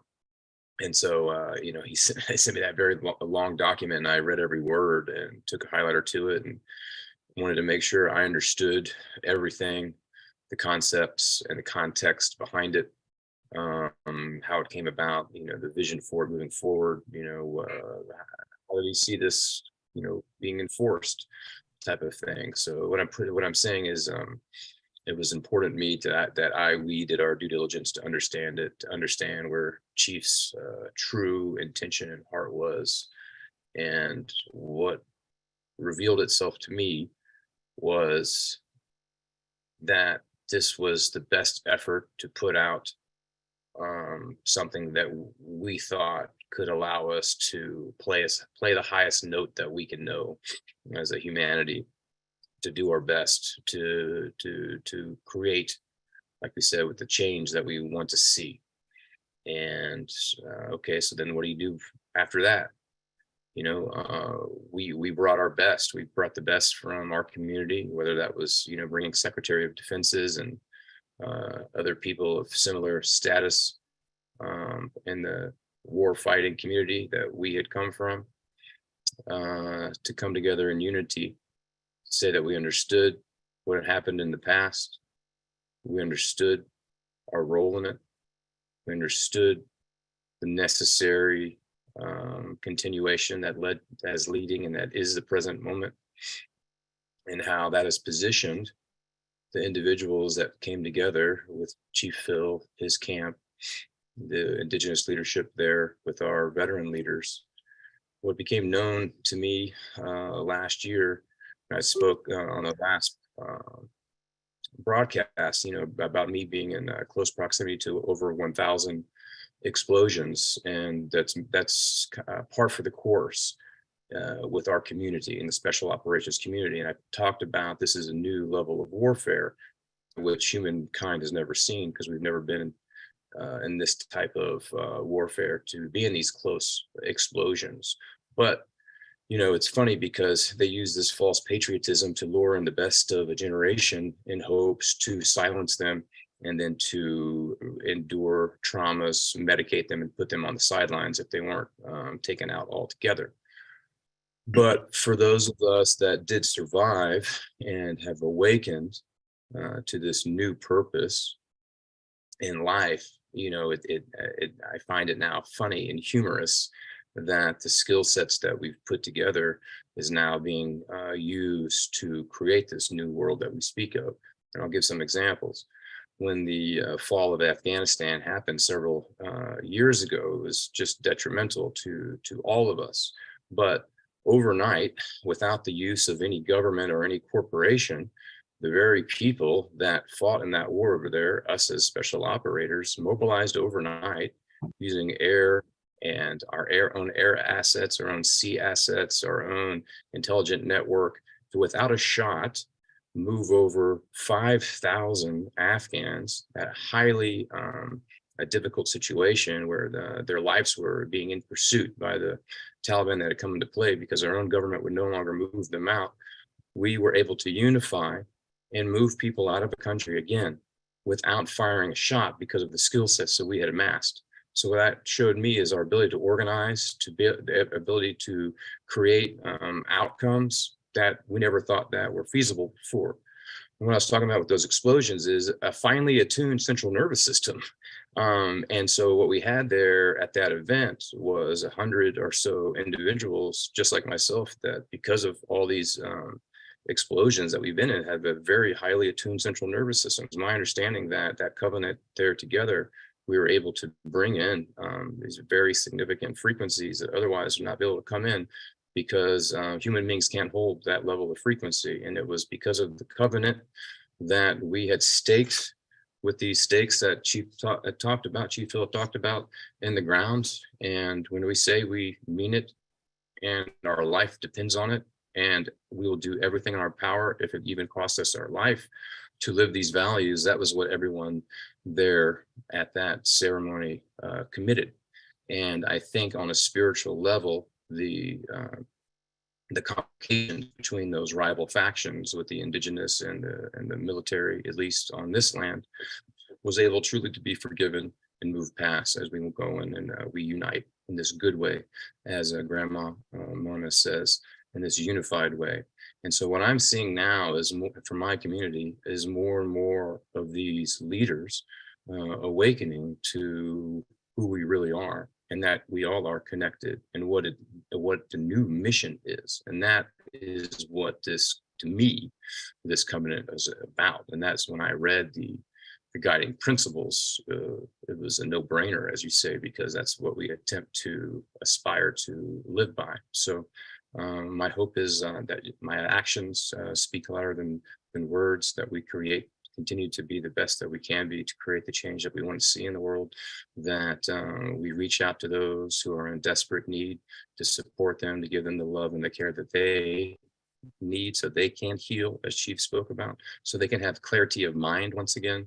Because what we're seeing today on a mass level is this mass, from my perspective, mass disorientation. A lot of it comes from a clarity of mind, many of which, people in my community from war are experiencing. And then you throw on all of the psychotropic medications and everything else, and it's a further and further debilitating circle. So being able to provide one the ability to have clarity of mind once again allows them to reawaken to that true purpose. So again, I'm honored to be here.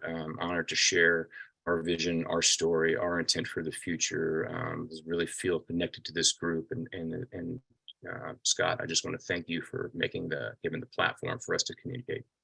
Thank you, Andrew. And I'm glad you talked about what happened when the Taliban took over Afghanistan, because I've always wondered, holy moly, what is that like for guys like yourself who gave so much, and then to just see it all kind of, wow. It's devastating. It's devastating, and I thought that I had put all my work in to address and confront the things that needed to be confronted and to evolve from. But what that showed me was the pain. I experienced a lot of pain, a lot of hurt, a lot of suffering. I felt lied to. I felt used. When many of my friends are no longer now with us, on the physical plane, and you realize you're doing the same thing over and over again for 20 years with no basic strategy. And you ask yourself, like, I personally cleared this valley in 2009, and then I lost a friend that cleared the same valley in 2013, and 4 more in 17, and 3 more in 2019. That doesn't make any sense. It doesn't make any sense.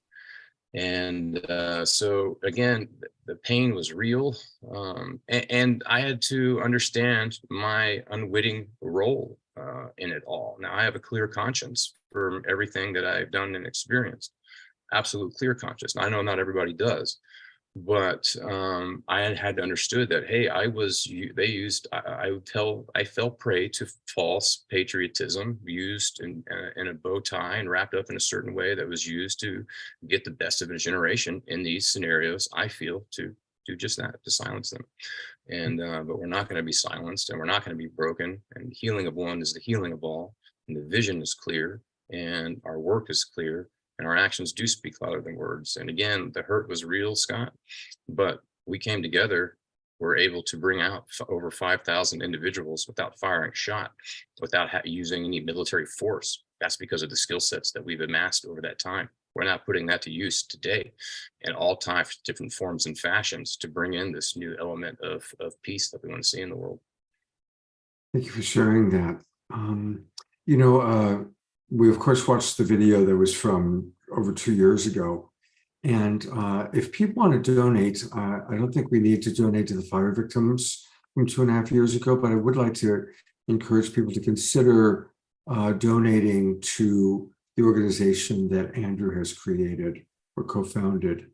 And again, it's I'm going to it now, it's the Warrior Angels Foundation. And there are ways that you can donate there. You can watch the film. There's Brian and Andrew and Kevin. So this is an amazing organization. And it's really easy to donate. Just go to, again, warriorangelsfoundation.org, donate.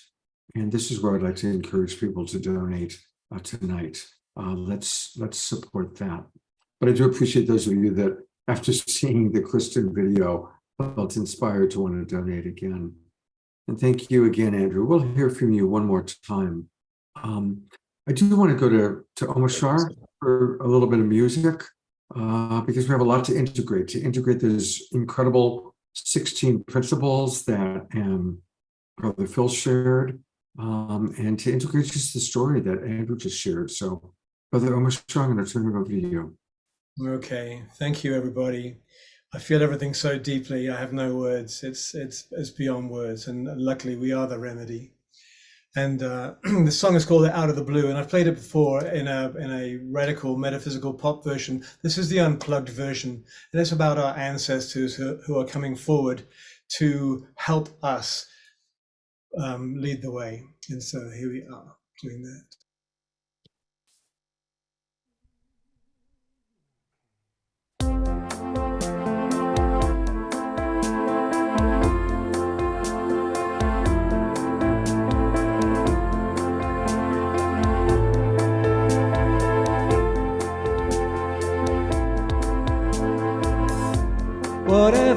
happened to the ones that came before?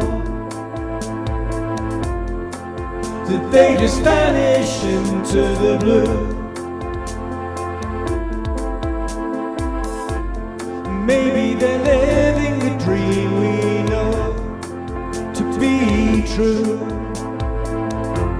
and reaching their hands back out of the blue. My heart is so ready to embrace all that's new. I feel the love calling for me to break on through. With peace on my mind, I know that I'm coming to a new way of life that feels so true. Ba-da-dum-dum, ba-da-da-da. Ba-da-da-dum, bum, ba-da.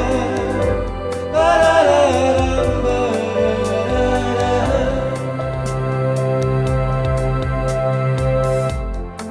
There's nothing here to hold me back from you. The clouds of my life have blown away. My lightness of being lifts me every day. I find myself feeling not so blue. My heart is so ready to embrace all that's new. I feel the love calling for me to break on through. With peace on my mind, I know that I'm coming to a new way of life that feels so true. Ba-da-dum, bum, bum, bum, bum. Ba-da-dum, bum, bum, ba-da-dum, bum, bum, bum,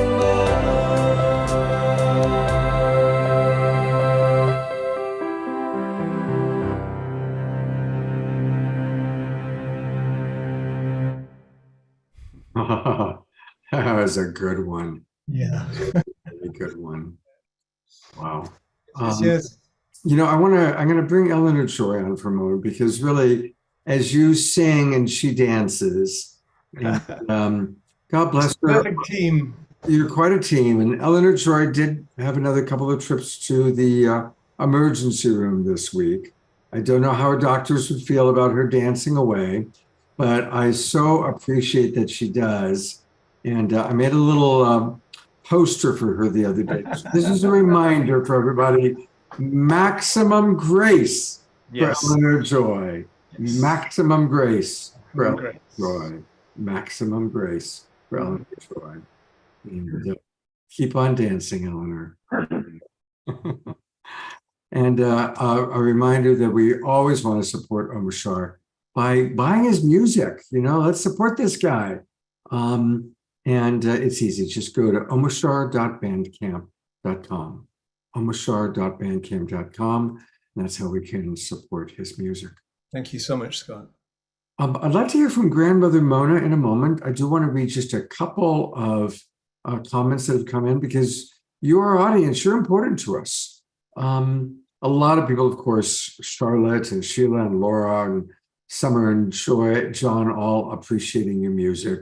Mark Denisovsky appreciating your music. Mark writes, deep groove ownership, Omar Shah.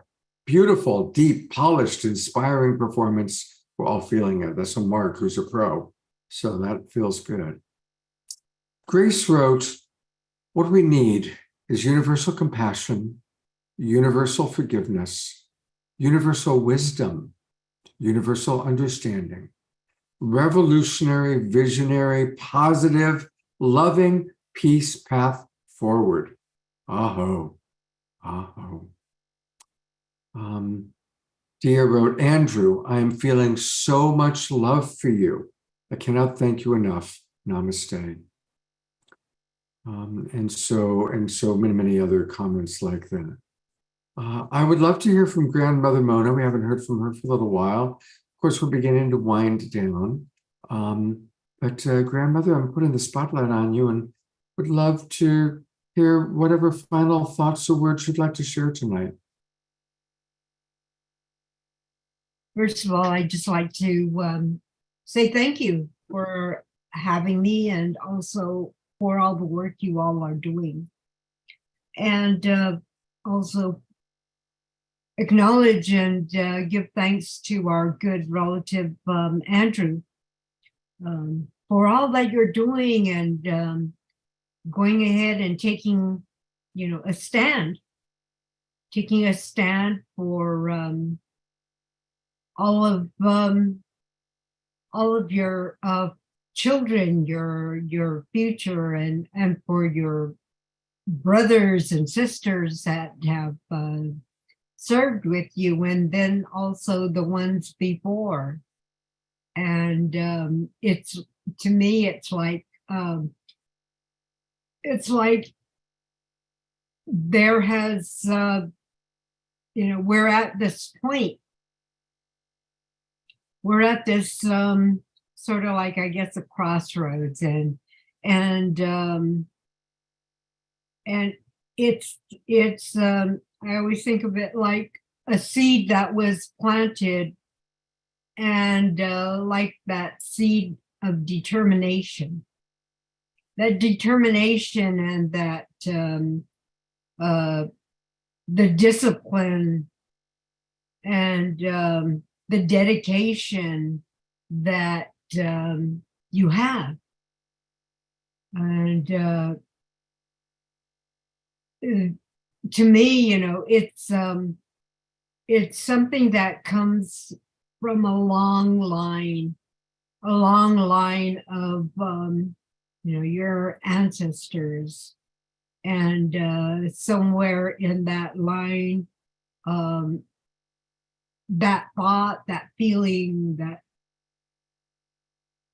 idea, and the action you're taking, came from somewhere over there.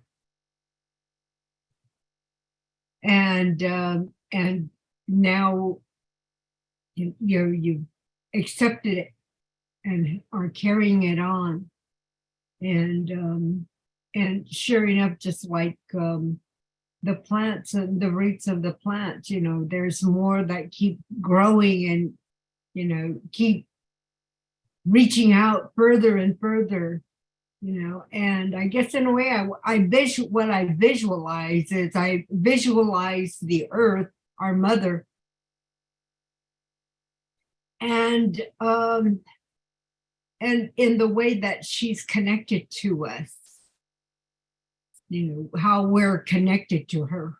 We eat off of her, we hang on to her, everything, that connection. And through that connection, we are connected. We look at each other, and I don't know, maybe these are differences that people are fighting about, really basic differences. And it's time to, stop and look and realize that, those things that we're fighting over, they all seem to have the same results. Not only in taking lives of our children, but also the degradation that occurs of all the things that we depend on for real life: the water, the earth, the plant, the food that we eat. All of those things are being impacted. And so now, it seems to me that this is spirit-led. It's spirit-led. It's the spirit of our ancestors. It's the spirit of the water. It's the spirit of the earth. It's the spirit of the fire, the sun. It's the spirit of our air. To me, that's how I see it. That's what it is. It's a divine intervention. And it's up to us, you know, we each make our own choice of whether we're going to be a part of it or not. And if you don't choose to be a part of it, you know, as one of my Hopi elders said, you know, all hell will break loose. But, you know, it's just like it's like that right and that wrong, the positive, the negative. It's like that. Those that go this way are going to go, you know, off into wherever they're going. But then we are of the earth. So the way I was told is that, you know, Mother Earth, she's going to go on without us. So if we want to go on with Mother Earth, then we have to make that choice to come into this light, this awakening that you're talking about. Beautiful. You know, those are some of the, you know, just thinking about my own ancestry, the things that were told to me about how to live in this world. That's what I'm speaking from. Those messages that they give to me, the way that they guide me and put me in places where I make a prayer first. And then I go ahead and have an opportunity to speak like you're giving to me tonight. I don't believe I'm the one who put me there. I don't believe my brother Phil is the one who put me there. I believe that it's all of those bloodlines, those ancestors that have brought me to this point in time. And that's the thinking, that's the worldview of Indigenous people. We know, we always acknowledge and recognize that connection to our ancestry, because within our blood are all the messages, all of that lifelong knowledge from time immemorial. It's within our blood. Mm-hmm. So that's what I'm speaking from. Mm-hmm. Is that what my connection is? I can only speak for my connection and my bloodline, my children, my grandchildren, my great-grandchildren, and the ones I'm not going to see. Mm. So that's, you know, that's just the way I'm, you know, thinking and feeling as I was told, you know, what you you know, when you can speak from what you feel, what you think, what you heard, what you saw, then, you know, that's your truth. That's your, you know, that connection that is important for us to, you know, remember and honor. Thank you.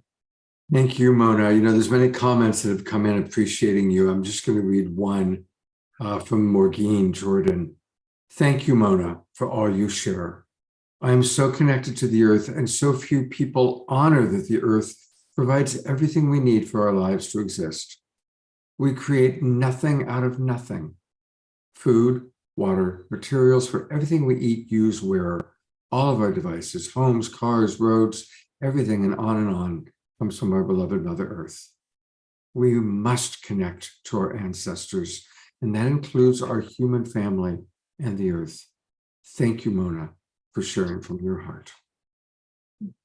And that really, I think, sums up how so many of us feel. And it's an honor to have you, to meet you, and thank you for an incredible lifetime of service. You know, I posted in the chat box a little while ago your your background and all the social work you've done and working with different United Nations committees and being the president CEO of the Turtle Island Project. So, please, thank you for receive our appreciation for a life well lived. And I sure hope we'll get a chance to meet you again sometime. Really, thank you. Namaste. Well, we're winding down. I'd like to hear from John and Summer one final time. Then we've got just a few announcements that are very important. And then Brother Phil will lead a closing prayer. And then we've got a closing video from KRISTIN HOFFMAN. But there's John and Summer. And, there was a funny thing going on that if you ever go back and watch the video, in the background, way in the back, is Summer dancing. And we want to see Summer dancing, but in the foreground is like John furiously working on something making important. Making a donation. That's dancing too. Making donations is Those dancing. fingers were dancing. God bless you for the donation. And Summer made a wave. It's over 120 pages. This is an example of what we all can do together. The trust that's been placed in us to share. So if you go out onto the Love Coach Academy page, you'll see that, and you can share it too. I mean, yeah, add to the wave, contribute. For me, awareness plus commitment is what makes change. And we've had the privilege to be made aware of something so profound and eternal and natural and timeless. And I want to, Dr. King said, those who love peace need to learn to organize as effectively as those who love war. And that is exactly the challenge before us. And therefore, Andrew, I just want to pledge our love and support. Because like I said, I've been down that journey with those principles. And we are at a moment, and I'm going to put it in the chat now, but Brother Phil hosted a session, what we're calling the Pathways to Peace, a session that was on peace, nuclear war, or peace on earth. And this he just shared out, and we're involved right now, all of us. This is a crucial moment. I'm mentioning Dr. King again and again because we're in the 40 days of peace inspired by his work. But he was saying that our scientific power has outrun our spiritual power. We have guided missiles and misguided men. And when we talk about coming together now, this is the time to finally transcend our differences, to accept that we have conflicting interpretations. The game of right and wrong and assigning blame is killing us. There is a way beyond that separation. There is a way to respect with empathy and understand that our conflicting interpretations is not making any one of us right. We're going to all be dead in the end if we don't turn this around. Right and dead is not an option. Unfortunately, it's headed that way.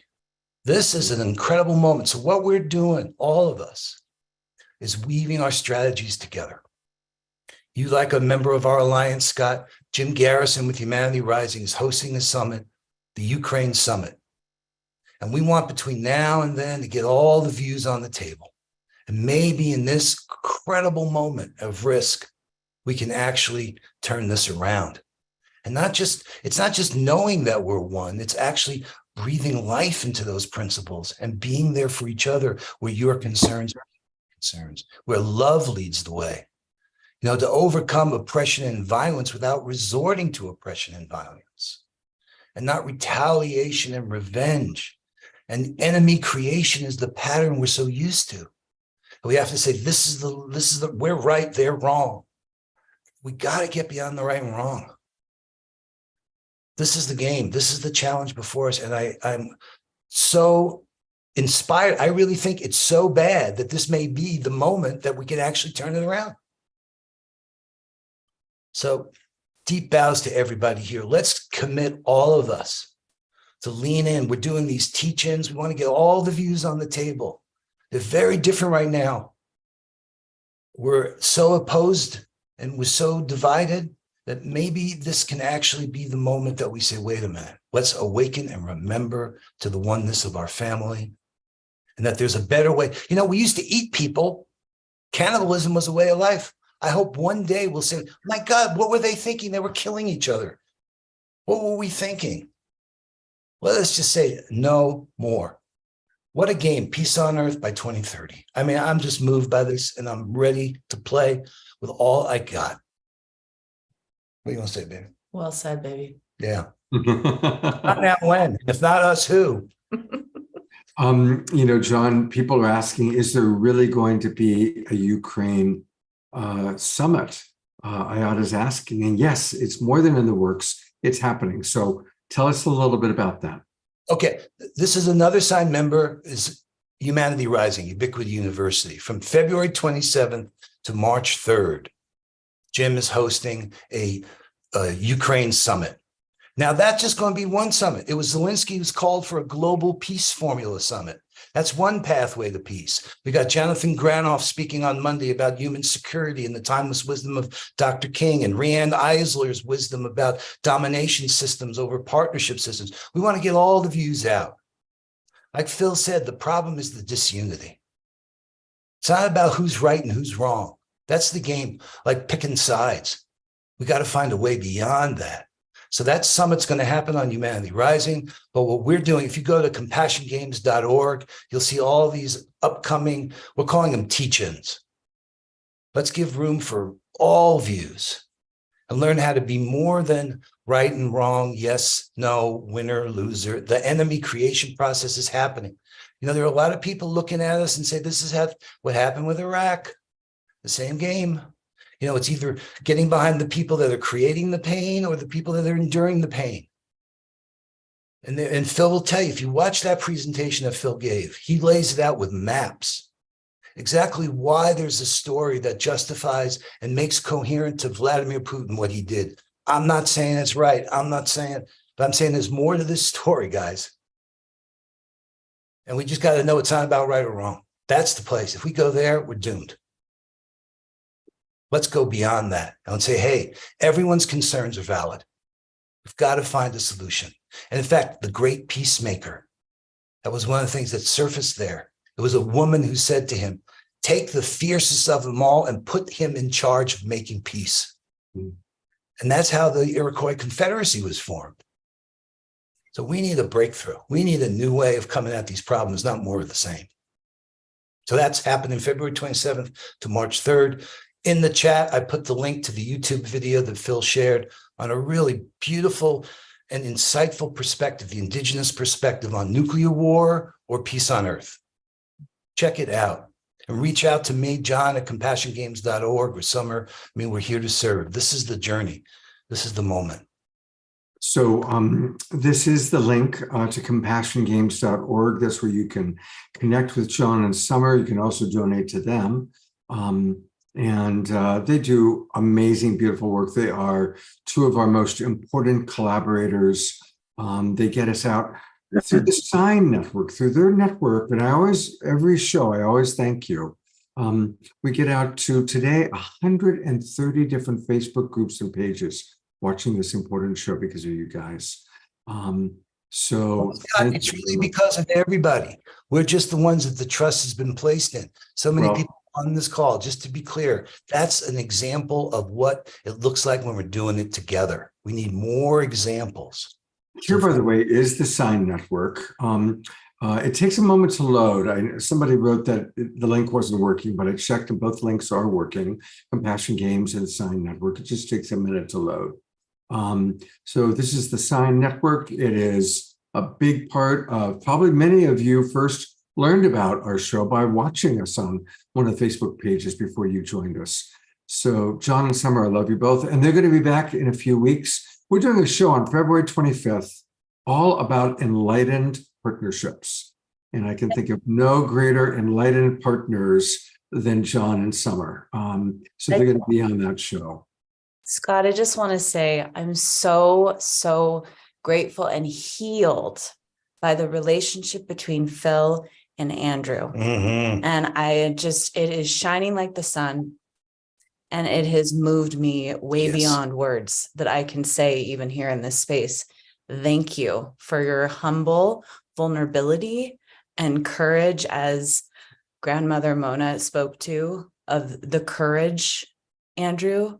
Like, I just want you to know, brother, I see you, and I pray for your organization and all the veterans that get to find out about what you're doing as an opportunity of life affirming opportunities for our dear brothers and sister veterans that are fighting for our country. Like, thank you. And I just think that the relationship that's going on here between you and Hereditary Phil is moving mountains of pain. So thank you. Beautiful. All right. Andrew and Connie just put into the chat box the trust frequency, and I am so impressed with that vision that I really kind of came to understand it this week as I listened to their program. And next week, they'll be sitting right next to me up at the LA Conscious Life Expo talking all about that. That'll be one of the big parts of next weekend on the Awakening World. Well, I want to, next weekend is a good weekend to be in Los Angeles for the expo. And then at the end of March is another time to come to Los Angeles. And again, it all starts on Tuesday night, March 28th, the LA Convergence. It's an all-day event being put on by our good friend Ben Bowler, Pato and Antoinette, KRISTIN HOFFMAN, John and Summer, Bob and Pookie, Keishi Chai. These are all Shri and Kira. These are all people who are going to be there, plus myself, who are going to be there. Music, dance, movement. It's going to be an incredible afternoon and evening. And you can get tickets for as low as $20.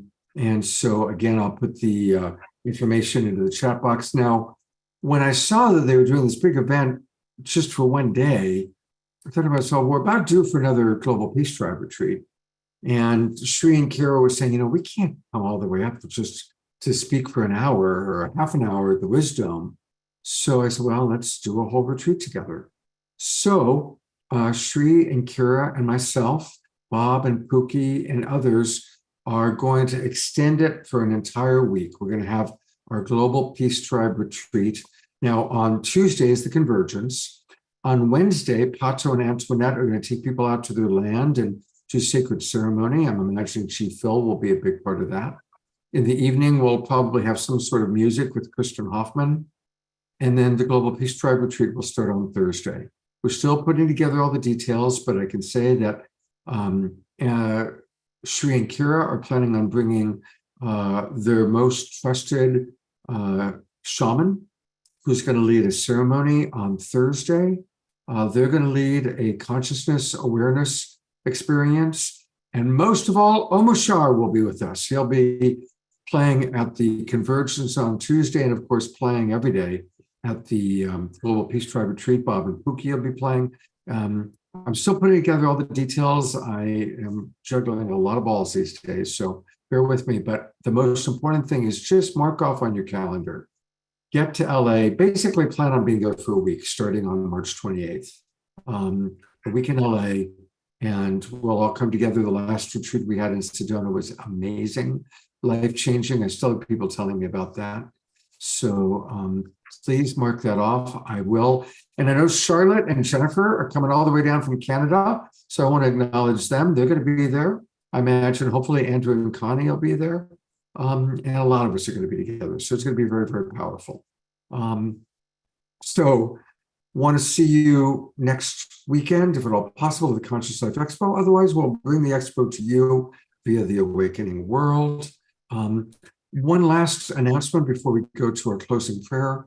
Tomorrow's show is all about ascension. Deborah Juicy, my former co-host, she literally wrote the book on ascension with Meg Benedicte, and they're going to be with us tomorrow morning, doing an entire show sharing their ascension tips. And really, it's like, what is ascension, or how do I really experience it? From tomorrow, you're going to get some great tips. Deborah did a presentation for us at our Sedona retreat, and it was amazing. It was very powerful. So she's going to be doing that tomorrow morning with Meg Benedicte, who's also part of Powerhouse. They are the Ascension gals. They've been studying it. They know all the tricks and the turns. So join us tomorrow morning for the Sacred Sunday show. All right. I am going to turn it over to Chief Phil to do a closing prayer, and then we will close out listening to our beloved KRISTIN HOFFMAN. Well, Midaki Epi, it's again been a tremendous joy and happiness to be able to share fully our vision and where we are walking. And my father always said, he said, son, he said, a good horse thief never reveals any of his plans until the horses are safely home.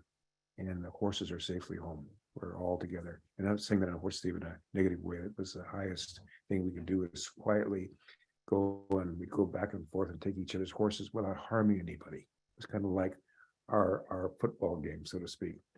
I want to say at the convergence at 12:30 before it starts, we will be having with my Toja, dear Toja, Lila June, we'll be holding a special sacred prayers for those who want to join this covenant and who have taken the time to go through this and want to come and join us. And there will be a sacred ceremony, very much like we had in with our dear brother Andrew and the veterans.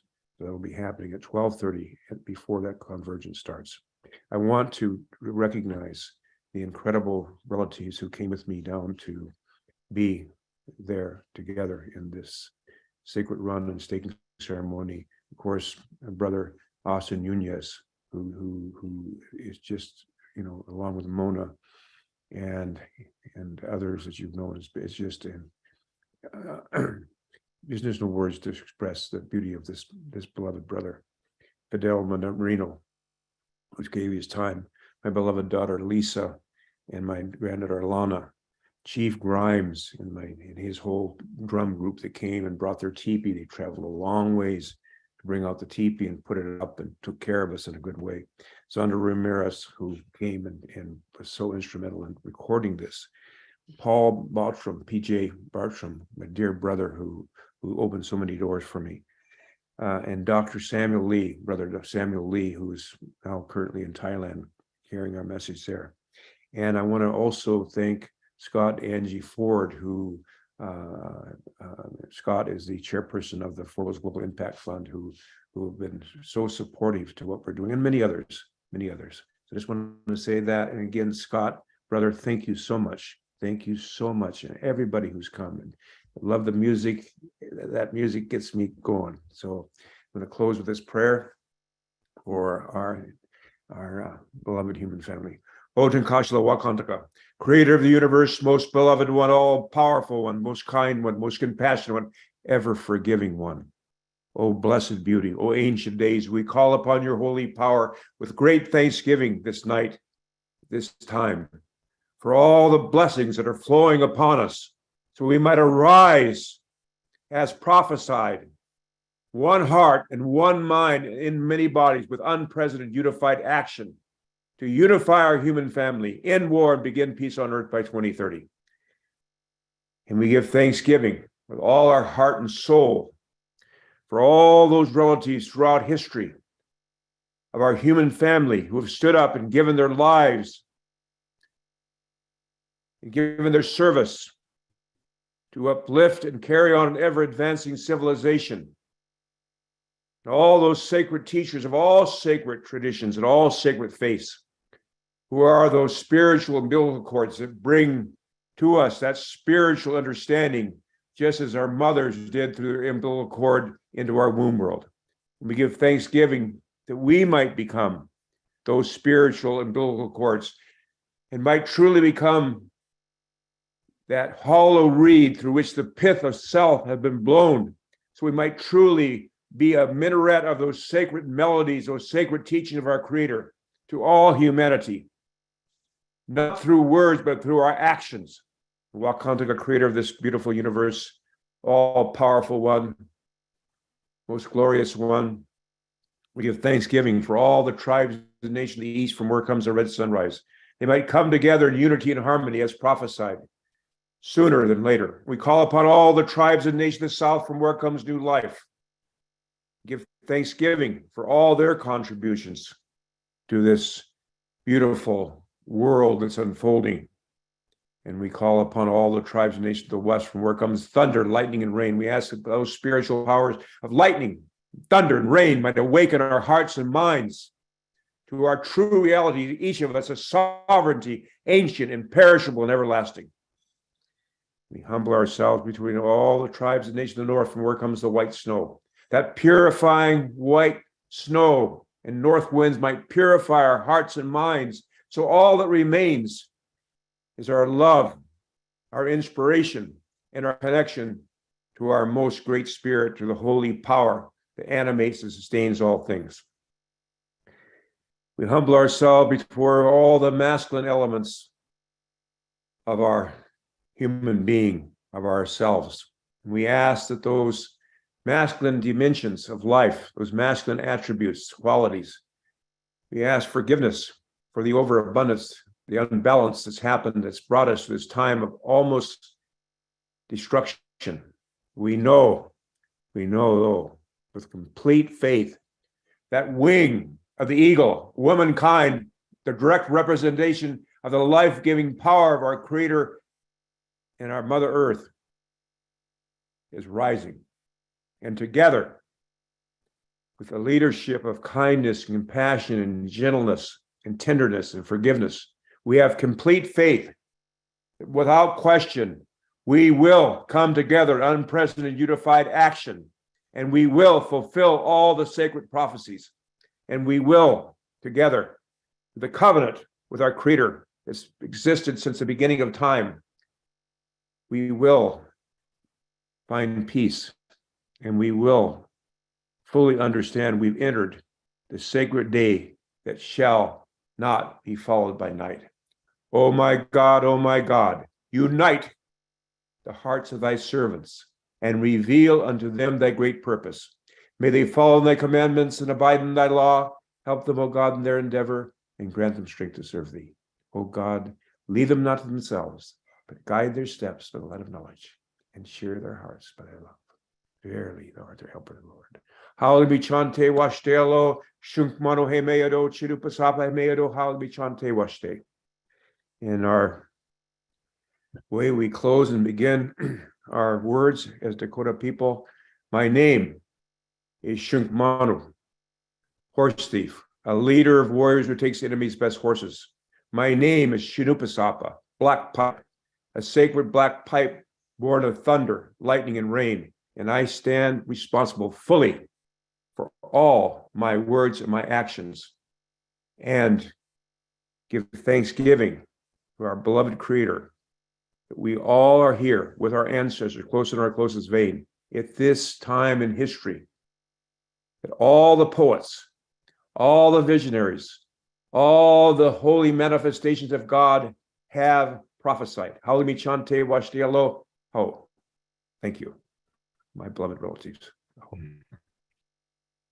Go to gallery view. Let's just give Phil a lot of love, a lot of beauty. We love you so much, Phil. It's such an honor to spend this time with you, and thank you for that powerful prayer. May it be so. May it be so. I think about the only possible thing that could follow a prayer like that would be KRISTIN HOFFMAN.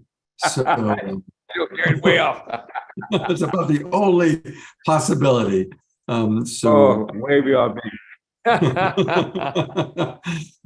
So we will close out with KRISTIN, whom we love very, very much. And she will be in Los Angeles, so come be with us in LA, not next weekend, but that last weekend in March.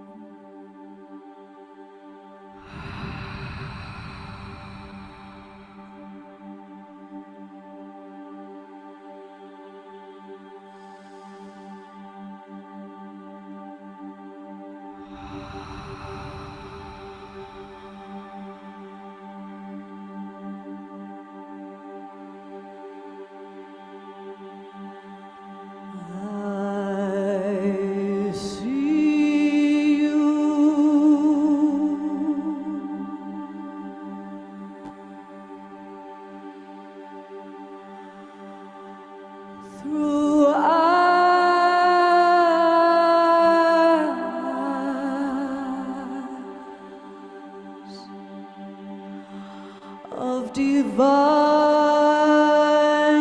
love.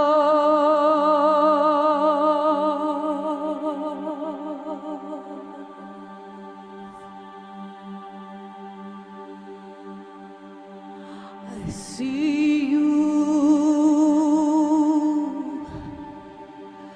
traveling on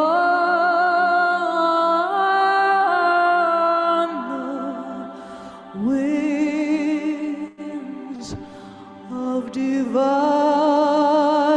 love.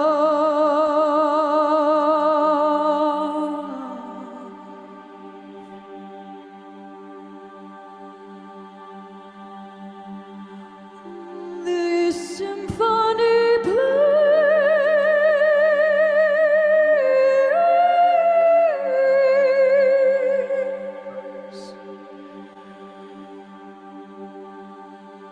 through the hearts of time.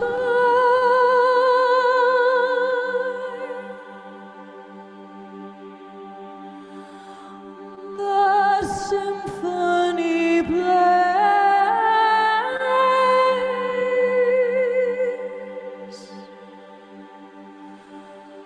from heart to heart, from your heart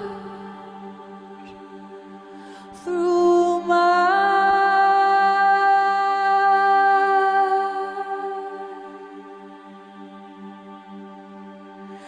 This endless love.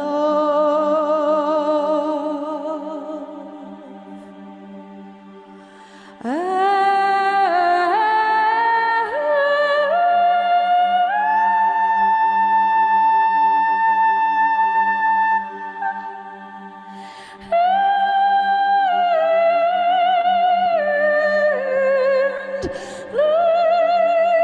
let's go